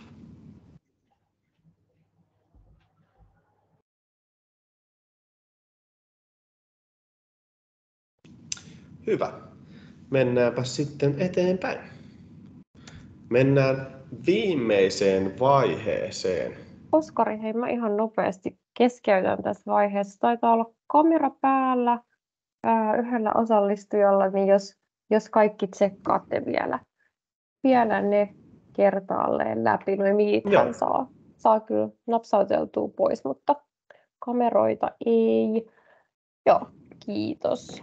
Ja hei, täällä oli tullut vielä jatkoa tuohon kysymykseen, joka esitettiin, että isoissa hankkeissa ostajia on usein useampia ja olemme havainneetkin, että esimerkiksi tekninen johtaja kuuntelee tekniikan tyyppejä jne. Ja tuotannossisältöjä sen mukaan. Eli tämmöinen lisäkommentti oli vielä tuohon tullut. Ja tässä onkin hyvä väli muistuttaa, että chat on tosiaan auki. Vielä ehtii hyvin 20 minuutin ajan laittaa kysymyksiä Oskarille ja tässä lopussa on oikein hyvä tilaisuus siihen. Mutta ole hyvä, Oskari, tämmöinen pieni lisäys vaan tähän väliin. Mahtavaa, kiitos. Ja tosi hyvä pointti tosiaan chatissa, että se on nimenomaan sillä tavoin, että se aina kuuntelee yleensä se ostaja sitä, joka on lähimpänä sitä itseään. Että tavallaan just jos pystytään sille tekniselle johtajalle niin kuin tuottaa sisältöä, kuten olette tehnyt, nimenomaan siltä tekniseltä tyypiltä, että se puhuu samaa kieltä, koska sitten tulee se fiilis, että hei, tämä ymmärtää mua ja nämä täällä yrityksessä ymmärtää mua. Ja sitä kautta me pystytään niin kuin vahvistamaan sitä omaa asemaa siinä. Mutta sitten tosiaan tästä niin kuin sitoutumisesta, että nyt kun me ollaan saatu se asiakas ostamaan, eli se on nyt löytänyt, tai se on, tietoisuus on saatu, me ollaan saatu se asiakas toimimaan, sitten me ollaan saatu se asiakas ostamaan tai ottamaan yhteyttä, ja tässä tapauksessa nimenomaan niin kuin ostamaan, niin mä tavallaan halusin vetää vähän niin kuin vielä pikakelauksella tämän niin kuin satunnaiskävijästä ns. Kanta-asiakkaaksi, että miten tämä niin kuin prosessi voisi niin kuin simppeleimmillään mennä. No mietitään, että me luodaan aivan timanttinen sisältökokonaisuus matchateen ympärille. Eli käytännössä me käydään läpi siinä, että mikä on matchatee, matchateen terveysvaikutukset, matchateen jälkiruuat, matchateen ominaisuudet ja vastaavaa. Eli me löydetään käytännössä kaikilla matchateen liittyvillä termillä, eli siellä me saadaan se tietoisuus ja sitten me aletaan saada jo sitä toimintaa, eli act-vaihetta. Eli se sivu alkaa saamaan kävijöitä, eli sinne matchatee-sivulle tulee niin kuin tuhansia ja tuhansia kävijöitä. No, seuraavana vaiheena tälle sisältöklusterin sisälle olisi niin kuin tehdä tällainen ladattava opas kohdeaiheesta. Että esimerkiksi jos joku hakee matchateen jälkiruuat, niin siinä voisi olla, että hei, tai niin kuin lataa tästä oppaastamme matchateen jälkiruoan ohjeita. Ja siinä tulisi vaikka 5 ohjetta, minkälaisia jälkiruokia matchateesta voi tehdä. Ja tästä sitten niin kuin lähtisi automaatiopolku käyntiin. Eli me lähetettäisiin se opas jälkiruuat, 5 jälkiruokaa matchateesta, niin me lähetettäisiin se opas, mutta sen jälkeen, kun me ollaan lähetetty se opas, niin me voitaisiin niin kuin viestiä sitten nimenomaan sille kohderyhmälle siihen liittyen. Eli käytännössä niin kuin se on saanut ne jälkiruuat, niin me voitaisiin niin kuin lähteä sitten markkinoimaan, että hei, että tämä matchateen tuote on aivan huikea nimenomaan tällaiseen jälkiruokaan, että me suositellaan, että kun haluat tehdä reseptejä tai niin kuin haluat tehdä jälkiruokia, niin käytä tätä reseptiä ja sä tarvitset siihen nämä tuotteet.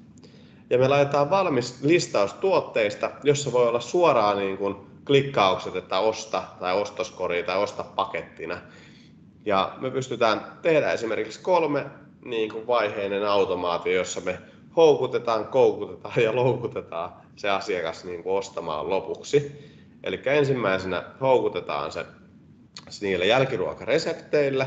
Sitten me koukutetaan, kun me annetaan sille vielä lisää reseptejä, jossa kuitenkin ne tuotteet tulee, mutta sitten siinä loukutuskonversiovaiheessa me sitten niin kuin pyritään saamaan, että no hei, että osta tästä valmis niin kuin jälkiruoka niin kuin paketti itsellesi, että tässä on vaikka niin kuin 20 henkilölle jälkiruokapaketti tai 5 henkilölle, eli me voidaan tehdä sitten valmiit tuotteet verkkokauppaan, vaikka jälkiruokasetti 5, jälkiruokasetti 10 ja 15.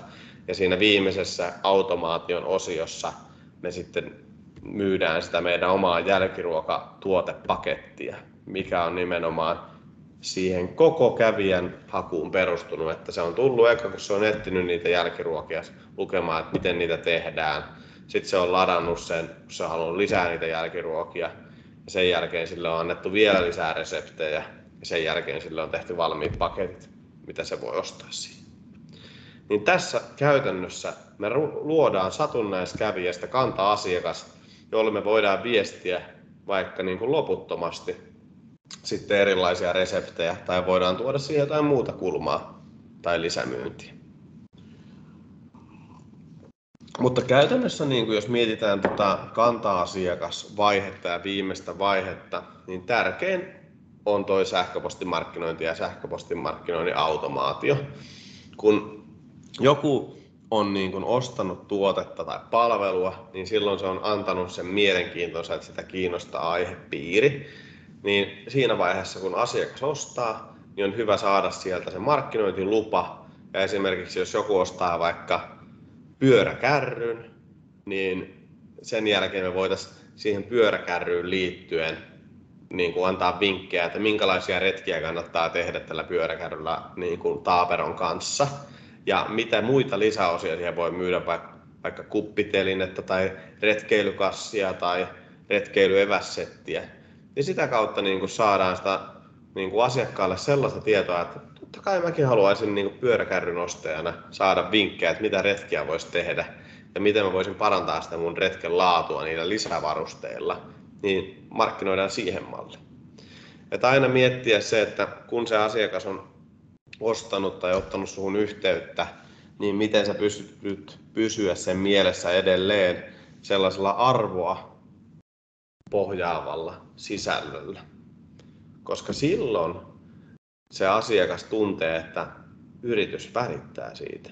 Ja se yritys niin tuo sitä tietoa nimenomaan lisäarvon kautta, eikä vaan myy, vaan nimenomaan, että se saa siitä aitoa tietoa. Esimerkiksi pyöräkärryn ostajalle voisi laittaa vaikka pyöräkärryn huoltovinkkejä ja nimenomaan lisävarusteita, retkiehdotuksia ja kaikkea tämmöistä. Tai sitten jos esimerkiksi mä ostaisin vaikka nyt auton, vähän isompi ostos, mä ostaisin vaikka auton tuolta vaikka Pörhöltä, niin se, että sen jälkeen kun mä oon ostanut vaikka Volkswagen Golfin, niin sitten siellä tulisi niin kuin Volkswagen Golfiin liittyen niin kuin vinkkejä ja tavallaan kerrottaisiin niistä ominaisuuksista ja vastaavasta. Eli aina, mikä se tuote vaan on, niin aina me voidaan kuitenkin yllättää asiakas positiivisesti sillä, että sen ostoksen jälkeen me vielä viestitään, joka tekee siitä sitoutuneen kanta-asiakkaan, joka sitten ostaa vielä vuoden ja vuodenkin jälkeen teiltä lisää.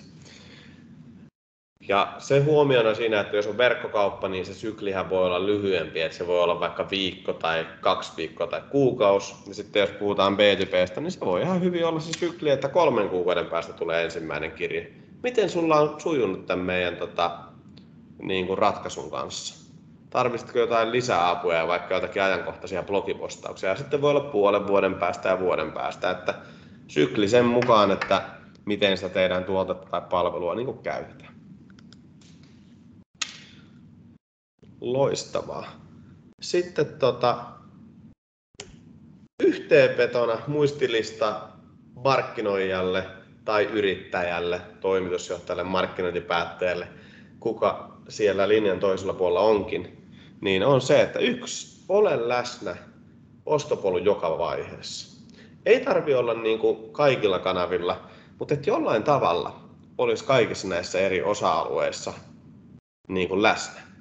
Koska sitten sä saat tietoisuuden, sä saat sen liikenteen, sä saat sen ostoksen ja sitten sä vielä sitoutat asiakasta. Ja jokaisessa näissä eri vaiheissa erilainen viestintäkärki, että se sisältö ei saa olla sama, vaan se pitää olla nimenomaan samaistuttava ja mennä sen mukaan, miten se kävijä on sillä polulla sillä hetkellä. Ja 3, anna asiakkaalle lisäarvo. Se on se tärkein asia, että sillä mainoksella, sisällöllä, automaatiolla, you name it, niin sillä käytännössä pitää antaa sille asiakkaalle lisäarvoa, koska se lisäarvo muuttuu siksi, että se asiakas haluaa tulla teille asiakkaaksi ja ostaa teiltä. No sitten koulutukseen osallistujille, niin mä oon tosi paljon puhunut tästä hakukoneoptimoinnista ja puolesta, niin 5 ensimmäiselle mielellään teen ilmaisen orgaanisen näkyvyyden auditoinnin ja ohjeet, että miten tehdä hakukoneoptimointia tässä Reach ja Act-vaiheessa. Eli tuosta voi ilmoittautua tuosta mun sähköpostista oskari@aihiodigital.fi, että haluan aina, että saisi niinku konkreettisestikin auttaa ja sparrata niinku yrittäjien kanssa, niin tuossa sitten vielä tollanen täky koulutukseen osallistujalle, että tehdään vähän auditointia, että voidaan selvittää, että mikä on se teidän tilanne nyt. Mitenkä te löydytte, millä hakusanoilla te löydytte, kuinka paljon niillä on hakuja, millä termeillä te haluaisitte löytyä, millä termeillä kilpailijat löytyy. Ja sitten se, että no mikä olisi se toimintasuunnitelma, miten teidän kannattaisi nyt tehdä sitten tätä hakukoneoptimointia tässä Reach ja Act-vaiheessa, koska se on yksi kuitenkin tehokkaimmista keinoista, koska se ei käytännössä niin kuin maksa teille mitään muuta kuin sen työn, mikä siihen tehdään. Ja se on sitten tavallaan kivijalka kokonaisuudessa. Mutta siitä voi laittaa mulle sähköpostia. Sähköpostilla vaan viestiä, niin mä mielelläni autan ja sparrailen niin kuin asian tiimoilta. Kyllä. Sitten